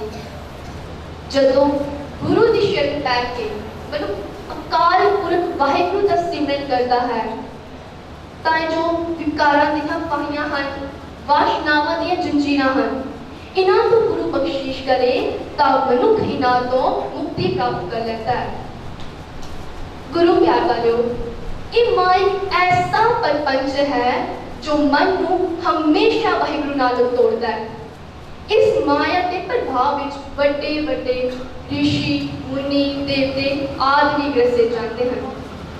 ਭਾਈ ਮੁੱਲਾ ਜੀ ਗੁਰੂ ਨਾਨਕ ਸਾਹਿਬ ਦੇ ਅਨੇਕ ਸਿੱਖ ਸਨ, ਜਿਨ੍ਹਾਂ ਨੇ ਗੁਰੂ ਨਾਨਕ ਸਾਹਿਬ ਜੀ ਦੇ ਭੇਜੇ ਭਾਈ ਮਰਦਾਨਾ ਨੂੰ ਜਿਉਣਾ ਝੂਠ ਤੇ ਮਰਨਾ ਸੱਚ ਲਿਖ ਕੇ 1 ਟਕੇ ਦਾ ਸੱਚ ਤੇ 1 ਟਕੇ ਦਾ ਝੂਠ ਲਿਖ ਕੇ ਜੀਵਨ ਦੀ ਅਸਲੀਅਤ ਦੱਸੀ ਸੀ। ਪਰ ਉਹੀ ਮੁੱਲਾ ਜਦੋਂ ਮਾਇਆ ਦੇ ਗ੍ਰਿਫਤ ਵਿੱਚ ਫਸ ਗਿਆ, ਅਗਲੀ ਉਦਾਸੀ ਤੇ ਗੁਰੂ ਨਾਨਕ ਸਾਹਿਬ ਜੀ ਦੇ ਬੁਲਾਉਣ ਤੇ ਆਪਣੀ ਘਰ ਵਾਲੀ ਤੋਂ ਝੂਠ ਬੁਲਵਾ ਕੇ ਗੁਰੂ ਨਾਨਕ ਸਾਹਿਬ ਨੂੰ ਮਿਲਣ ਤੋਂ ਇਨਕਾਰ ਕਰ ਦਿੱਤਾ ਅਤੇ ਕਹਿਲਵਾ ਦਿੱਤਾ ਕਿ ਭਾਈ ਮੁੱਲਾ ਘਰ ਨਹੀਂ ਹੈ। ਆਪਣੇ ਘਰ ਵਿੱਚ ਹੀ ਉਹਦੇ ਪਿੱਛੇ ਛੁਪੇ ਹੋਏ ਨੂੰ ਸੱਪ ਲੜ ਗਿਆ ਤੇ ਪ੍ਰਾਣ ਤਿਆਗ ਗਿਆ। ਗੁਰੂ ਨਾਨਕ ਸਾਹਿਬ ਨੇ ਮਰਨ ਨਾ ਚਾਪੈ ਮੁੱਲਿਆ ਸ਼ਬਦਾਂ ਵਿੱਚ ਉਲੇਖ ਲਿਖ ਕੇ ਸਾਨੂੰ ਸਮਝਾਇਆ ਕਿ ਮਾਇਆ ਤੋਂ ਬਚਣ ਲਈ ਇੱਕੋ ਇੱਕ ਰਾਹ ਹੈ, ਉਹ ਹੈ ਗੁਰੂ ਦੇ ਉਪਦੇਸ਼ਾਂ ਵਿੱਚ ਜੀਵਿਆ ਜਾਵੇ। ਇਸ ਸੀ ਅੱਜ ਦੇ ਸ਼ਬਦ ਦਾ ਮੁੱਖ ਭਾਵ ਜੋ ਭਗਤ ਰਵਿਦਾਸ ਜੀ ਸਾਨੂੰ ਰਹਾਉ ਦੇ ਬੰਦ ਵਿੱਚ ਬਖਸ਼ਿਸ਼ ਕਰਦੇ ਹਨ। ਇਸ ਦੀ ਵਿਆਖਿਆ ਬਾਕੀ ਬੰਦਾ ਦੀ ਕਿਸ ਪ੍ਰਕਾਰ ਹੈ, ਆਓ ਉਸ ਨੂੰ ਸੰਜਮ ਦਾ, ਵਿਚਾਰਨ ਦਾ ਯਤਨ ਕਰੀਏ। ਪਹਿਲੇ ਬੰਦ ਵਿੱਚ ਭਗਤ ਰਵਿਦਾਸ ਜੀ ਫਰਮਾਨ ਕਰਦੇ ਹਨ, ਤੁਮ ਕਹਿਤ ਹੋ जगत गुर स्वामी, हम कहियत कल जुग के कामी। भगत जी कहते हैं, तुम कहियत हो जगत गुर स्वामी। हे नाथ, हे प्रभु, तू जगत का खसम खवाउंदा है। हम कहियत कल जुग के कामी। असी कल जुगी जी विषय हाँ, आप कृपा करो, मेरी सहायता करो, इन्हां विकारां तो मेरे दामन नूं बचा लो। जिवें भगत कबीर जी भी फरमान करते हैं, मातो हम ऐसे तू ऐसा, हम पापी तू पाप खंडन, नीको ठाकुर देसा। अगले बंद विच भगत रविदास जी उच्चारण करते हैं, इन पंचन मेरो मन जो बिगाड़ियो, पल पल हर जीते अंतर पारियो। इन पंचन मेरो मन जो बिगाड़ियो। इन्ना पंचा विकारा ने मेरा मन इतना बिगाड़ दिता है कि हर दम पल पल हर जीते अंतर पारियो, कि हर दम मेरी परमात्मा नालों विथ बना रहे हैं। जो हिरदा प्रभु परमात्मा की सिमरन बंदगी तो टुटा रहता है, उस उपर विकारितें हावी हो जाते हैं। जिवें जिवें वो विकारां विच गिरफ्तार होता जाता है, उतना ही वो परमात्मा तो दूरी बना लेता है। अगले बंद विच भगत जी बख्शीश करते हैं, जब देखूं तत दुख की राशि,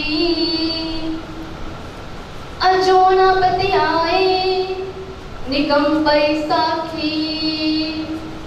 भगत जी कहते हैं, जब तक देखूं तत दुख की राशि। मैं जिधर वेखदा हाँ उत्थे दुखा की रास पूंजी बनी पई है। ये वेख के कि विकारा का सिट्टा दुख ही है, पर ये मन मनिया ही नहीं। अजो न पत्याए निगम बैसाखी। धार्मिक पुस्तकां भी साखियां दे राही अगवाई दे रहे हैं, लेकिन इसके बावजूद भी मेरा मन पतीजदा नहीं। मेरा मन इस स्वीकार ने तैयार नहीं कि परमात्मा की बंदगी तो टुट के परमेश्वर ते भुलिया व्यापन सपेरो। अगले बंद विच भगत जी बख्शीश करते हैं, गौतम नार उमापत स्वामी, शीस तरन सहस पग गामी। गौतम नाम तो भाव है गौतम की वोटी अहल्या। इसी प्रकार उमापत तो भाव है पार्वती का पति शिव, अते शीस तरन तो भाव है ब्रह्मा का सिर धारण करने वाला शिव। जदों ब्रह्मा अपनी ही धी उत्ते मोहित हो गया, जो कि हिंदू धर्म के इतिहास अनुसार उन्होंने धार्मिक ग्रंथों में जिक्र है। जदों ब्रह्मा अपनी ही धी उत्ते मोहित हो गया और जिथे जाती ब्रह्मा उत्थे अपना नवा सिर बनाता। वो काश पर खलोती, ब्रह्मा ने अपना पंचमा मुंह ऊपर बल बनाया। शिव ने यह अर्थ देख के ब्रह्मा का सिर कट दिता, पर ब्रह्मा ब्रह्म हत्या के पाप को जान करके ये सिर शिव के हथा नाल जोड़ गया। एक ना दे इतिहास में जिक्र है। तब भगत रविदास जी कहते हैं, गौतम की वोटी अहल्या, पार्वती का पति शिव, ब्रह्मा और हजारा पगां का चिन्ह वाला इंद्र, इन्हां सबा विकारा ने ख्वार किया है।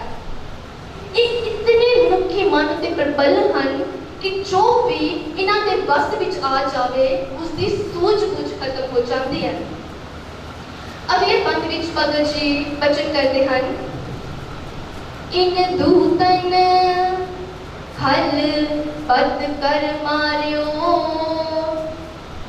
बटो नीलाज अजू नहीं हारियो। भगत जी कहते हैं कि इन्हां चंद्रा ने मेरे मूर्ख मन को पूरी तरह मार दिता है, मेरे मन को बेहाल कर दिता है। पर ये मन इतना बेशरम निर्लज है, अजे भी माया वालों मुड़िया नहीं। असी वेखते हाँ कि संसार अंदर कितने विकार हैं, कितने चोरे हैं, कितने कला कलेश है, कितना स्ट्रेस है।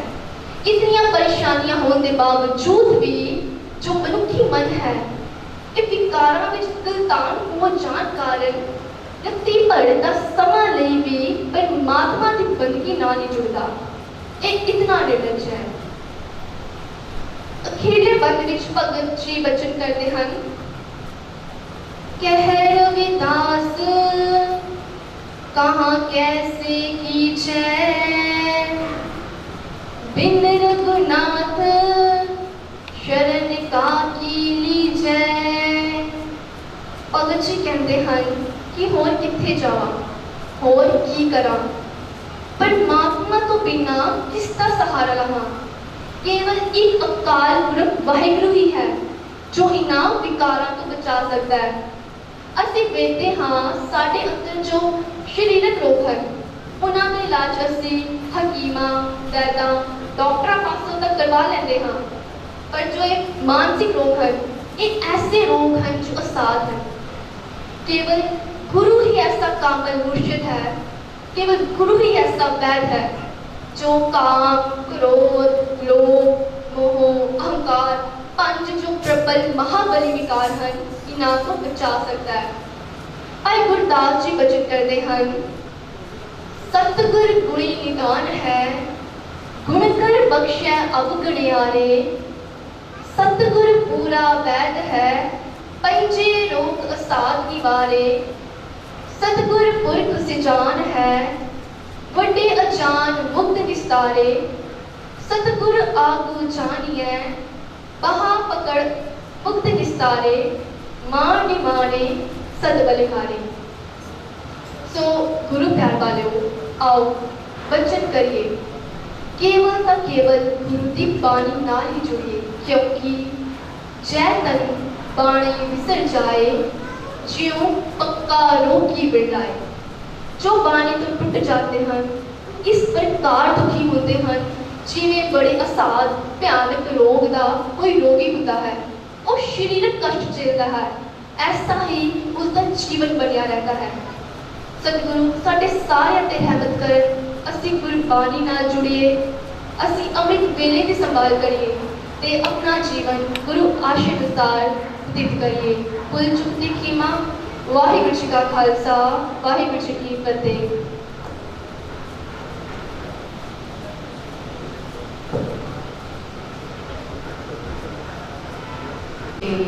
शब्द विचार बातें विचारा सांझ पारे सन जम्मू जोन का मिशनरी मैंबर।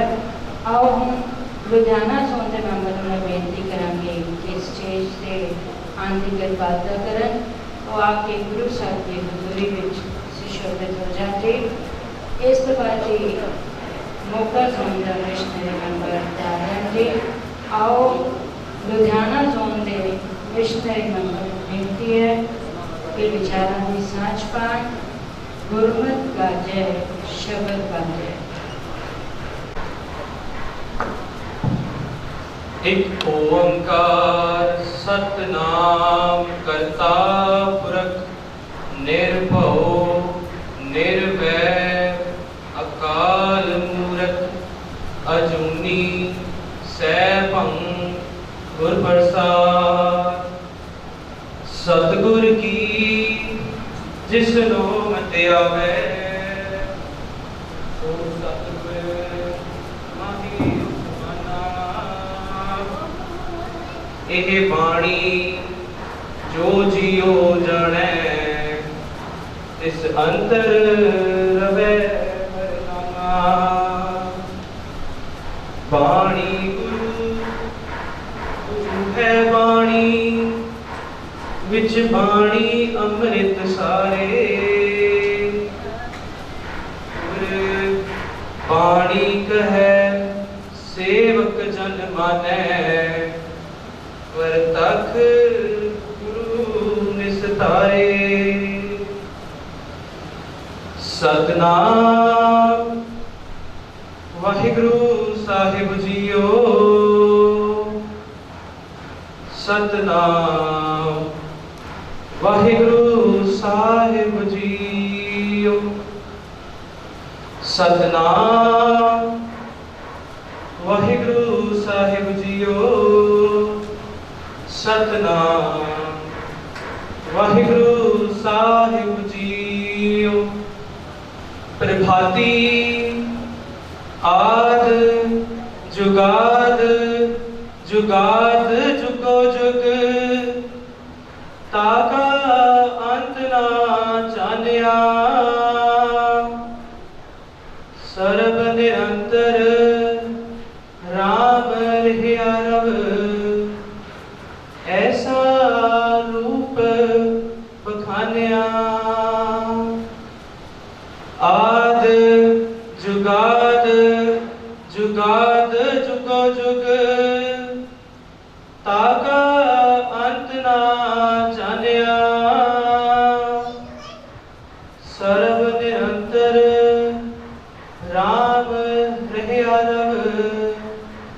ऐसा रूप बखानिया।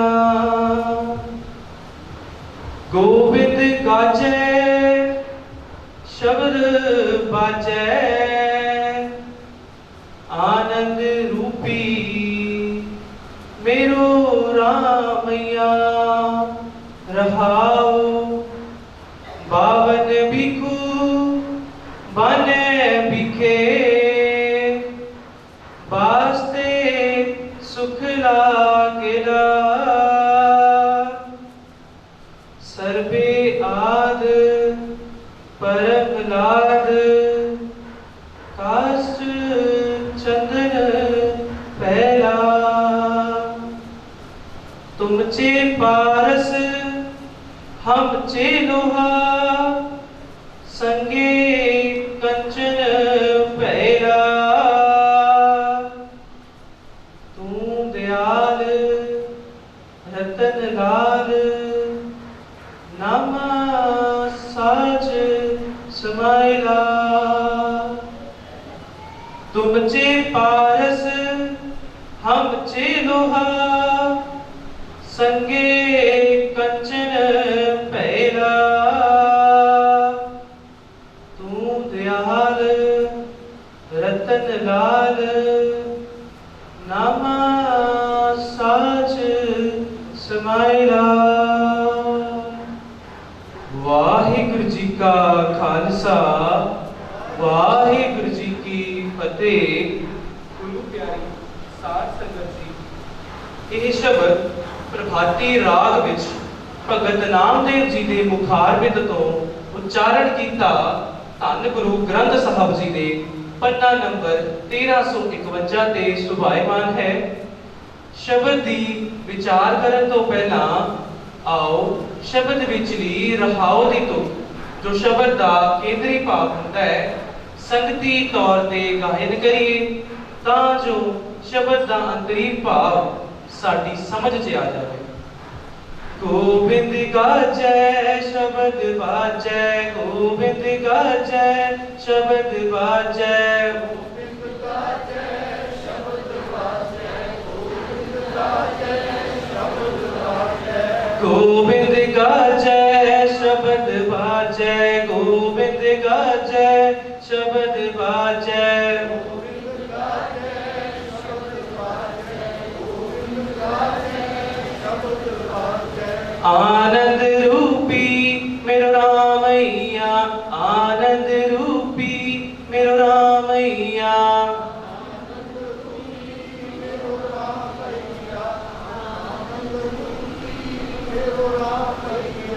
गोविंद गाजै शब्द बाजै गोविंद गाजै शब्द बाजै।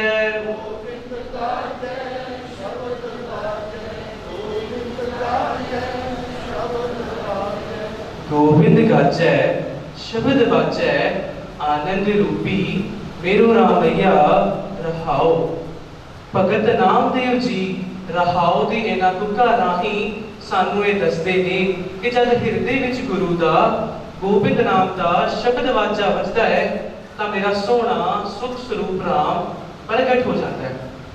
ਗੁਰੂ ਪਿਆਰੀ ਸਾਧ ਸੰਗਤ ਜੀ, ਭਗਤ ਨਾਮਦੇਵ ਜੀ ਨੇ ਆਪਣੇ ਸ਼ਬਦਾਂ ਵਿੱਚ ਗੋਬਿੰਦ ਪੀਠਰ ਰਾਮ ਆਦਿ ਸ਼ਬਦਾਂ ਦੀ ਵਰਤੋਂ ਕਿਸੇ ਖਾਸ ਵਿਅਕਤੀ ਲਈ ਨਹੀਂ ਸਗੋਂ ਉਹਨਾਂ ਇਹ ਸ਼ਬਦ ਸਿਰਫ ਤੇ ਸਿਰਫ ਉਸ ਸਰਵ ਵਿਆਪਕ ਸੁਖ ਸਰੂਪ ਅਨੰਦ ਰੂਪੀ ਪਰਮਾਤਮਾ ਲਈ ਵਰਤੇ ਹਨ। ਸਾਡੇ ਜੀਵਾਂ ਦੀ ਜੀਭ ਵੀ ਪਰਮਾਤਮਾ ਦੇ ਉਹ ਨਾਮ ਉਚਾਰਦੀ ਹੈ ਜੋ ਅਸੀਂ ਆਪ ਉਹਦੇ ਗੁਣ ਵੇਖ ਕੇ ਬਣਾਏ ਹੁੰਦੇ ਨੇ। ਪਰ ਉਹਦਾ ਮੁੱਢ ਕਦੀਮਾ ਤੋਂ ਜੋ ਨਾਮ ਹੈ ਉਹ ਹੈ ਸਤਨਾਮ ਭਾਵ ਹੋਂਦ ਵਾਲਾ ਤੇ ਸਦਾ ਸਥਿਰ ਰਹਿਣ ਵਾਲਾ। ਤੇ ਉਹਦੀ ਇਹ ਹੋਂਦ ਜਗਤ ਰਚਨਾ ਤੋਂ ਪਹਿਲਾਂ ਹੀ ਮੌਜੂਦ ਸੀ। ਗੁਰਬਾਣੀ ਫਰਮਾਨ ਹੈ ਕੀਰਤਨ ਨਾਮ ਕਥੇ ਤੇਰੇ ਜਿਹਵਾ ਸਤਨਾਮ ਤੇਰਾ ਪਰਾਪੁਰ ਬਲਾ। ਤੇ ਜਿਸ ਮਨੁੱਖ ਦੀ ਮੱਤ ਵਿੱਚ ਗੁਰੂ ਸਾਹਿਬ ਦੀ ਮਿਹਰ ਨਾਲ ਕਿਰਪਾ ਦ੍ਰਿਸ਼ਟੀ ਨਾਲ ਗੁਰੂ ਸ਼ਬਦ ਦਾ ਵਾਸਾ ਹੋ ਜਾਂਦਾ ਹੈ ਫਿਰ ਉਸ ਸ਼ਬਦ ਦੀ ਬਰਕਤ ਨਾਲ ਉਸ ਦੇ ਅੰਦਰ ਪਰਮਾਤਮਾ ਗੱਜ ਪੈਂਦਾ ਹੈ ਭਾਵ ਪ੍ਰਗਟ ਹੋ ਜਾਂਦਾ ਹੈ।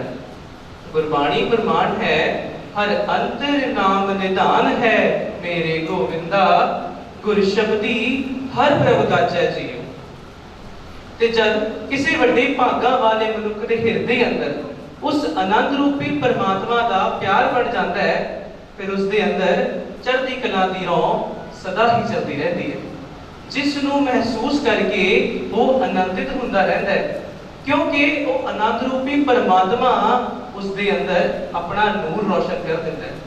ਤੇ ਜਿੱਥੇ ਉਸ ਮਨੁੱਖ ਦਾ ਆਪਣਾ ਜੀਵਨ ਸਫਲ ਹੋ ਜਾਂਦਾ ਹੈ, ਉੱਥੇ ਉਸ ਦੀ ਸੰਗਤ ਨਾਲ ਹੋਰਨਾਂ ਦਾ ਜੀਵਨ ਵੀ ਸਫਲ ਹੋ ਜਾਂਦਾ ਹੈ। ਗੁਰੂ ਸਾਹਿਬ ਸੁਖਮਨੀ ਸਾਹਿਬ ਵਿੱਚ ਫਰਮਾਉਂਦੇ ਨੇ, ਸਫਲ ਜੀਵਨ ਸਫਲਤਾ ਕਾ ਸੰਗ, ਜਾ ਕੇ ਮਨ ਲਾਗਾ ਹਰ ਰੰਗ, ਜੈ ਜੈ ਸ਼ਬਦ ਨਾਹਦ ਵਾਜੈ, ਸੁਨ ਸੁਨ ਆਨੰਦ ਕਰੇ ਪ੍ਰਭ ਗਾਜੈ, ਪ੍ਰਗਟੇ ਗੋਪਾਲ ਮਹਾਂਤ ਕੈ ਮਾਥੇ, ਨਾਨਕ ਉਤਰੇ ਦਿਨ ਕਹਿ ਸਾਥੇ।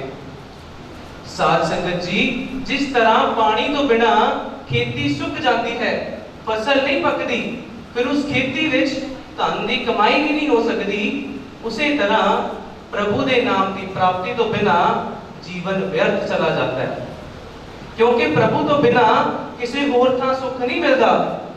ਗੁਰੂ ਸਾਹਿਬ ਸਾਨੂੰ ਦੱਸਦੇ ਨੇ ਕਿ ਸੁਖ ਸਰੂਪ ਆਨੰਦ ਰੂਪੀ ਪਰਮਾਤਮਾ ਹੀ ਸਾਰੇ ਸੁੱਖ ਦੇਣ ਵਾਲਾ ਹੈ, ਤੇ ਉਸ ਦੇ ਬਰਾਬਰ ਦਾ ਇਸ ਸਾਰੇ ਸੰਸਾਰ ਵਿੱਚ ਹੋਰ ਕੋਈ ਦੂਜਾ ਨਹੀਂ ਹੈ। ਤੇ ਆਨੰਦ ਰੂਪੀ ਸੁਖ ਸਰੂਪ ਪਰਮਾਤਮਾ ਦਾ ਨਾਮ ਸਿਮਰਦਿਆਂ ਹੋਇਆ ਮਨੁੱਖ ਨੂੰ ਉੱਚੀ ਆਤਮਿਕ ਅਵਸਥਾ ਵੀ ਪ੍ਰਾਪਤ ਹੋ ਜਾਂਦੀ ਹੈ।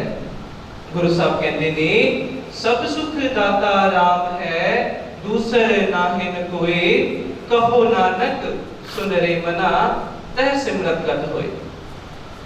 ਤੇ ਜਦ ਮਨੁੱਖ ਗੁਰੂ ਦੀ ਮੱਤ ਧਾਰਨ ਕਰਕੇ ਪਰਮਾਤਮਾ ਦੀ ਭਜਨ ਬੰਦਗੀ ਕਰਦਾ ਹੋਇਆ ਉੱਚੀ ਆਤਮਿਕ ਅਵਸਥਾ ਪ੍ਰਾਪਤ ਕਰ ਲੈਂਦਾ ਹੈ, ਫਿਰ ਉਸ ਨੂੰ ਇਹ ਭਰੋਸਾ ਹੋ ਜਾਂਦਾ ਹੈ, ਇਹ ਨਿਸ਼ਚਾ ਹੋ ਜਾਂਦਾ ਹੈ ਕਿ ਪਰਮਾਤਮਾ ਹੀ ਇੱਕ ਅਜਿਹੀ ਅਟਲ ਹਸਤੀ ਹੈ ਜੋ ਯੁੱਗਾਂ ਤੋਂ ਵੀ ਪਹਿਲਾਂ, ਜਦੋਂ ਨਾ ਧਰਤੀ ਸੀ, ਨਾ ਆਕਾਸ਼ ਸੀ, ਨਾ ਦਿਨ ਸੀ, ਨਾ ਰਾਤ ਸੀ, ਨਾ ਚੰਦ ਸੀ, ਨਾ ਸੂਰਜ ਸੀ, ਉਦੋਂ ਵੀ ਮੇਰਾ ਸੋਹਣਾ ਪ੍ਰਭੂ ਆਪਣੇ ਆਪ ਵਿੱਚ ਸਮਾਧੀ ਲਈ ਬੈਠਾ ਸੀ, ਤੇ ਅੱਜ ਵੀ ਹਰ ਥਾਂ ਮੌਜੂਦ ਹੈ, ਤੇ ਅਗਾਂਹ ਨੂੰ ਵੀ ਹੋਂਦ ਵਾਲਾ ਰਹੇਗਾ।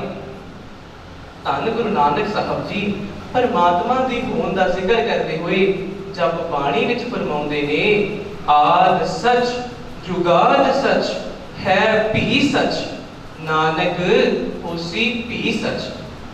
ਤੇ ਐ ਮੇਰੇ ਸਦੀਵੀ ਹੋਂਦ ਵਾਲੇ ਸੋਹਣੇ ਪ੍ਰਭੂ ਜੀ, ਮੈਂ ਦੁਨਿਆਵੀ ਜੀਵ ਤੇਰੇ ਗੁਣਾਂ ਦਾ ਅੰਤ ਨਹੀਂ ਜਾਣ ਸਕਦਾ, ਮੈਨੂੰ ਇਹ ਸਮਝ ਨਹੀਂ ਆ ਸਕਦੀ ਕਿ ਤੇਰੇ ਵਿੱਚ ਕਿਤਨੀਆਂ ਕੁ ਸਿਫਤਾਂ ਹਨ। ਤੂੰ ਪਾਣੀ ਵਿੱਚ ਭਰਪੂਰ ਹੈ, ਤੂੰ ਧਰਤੀ ਦੇ ਅੰਦਰ ਵਿਆਪਕ ਹੈ, ਤੂੰ ਆਕਾਸ਼ ਵਿੱਚ ਹਰ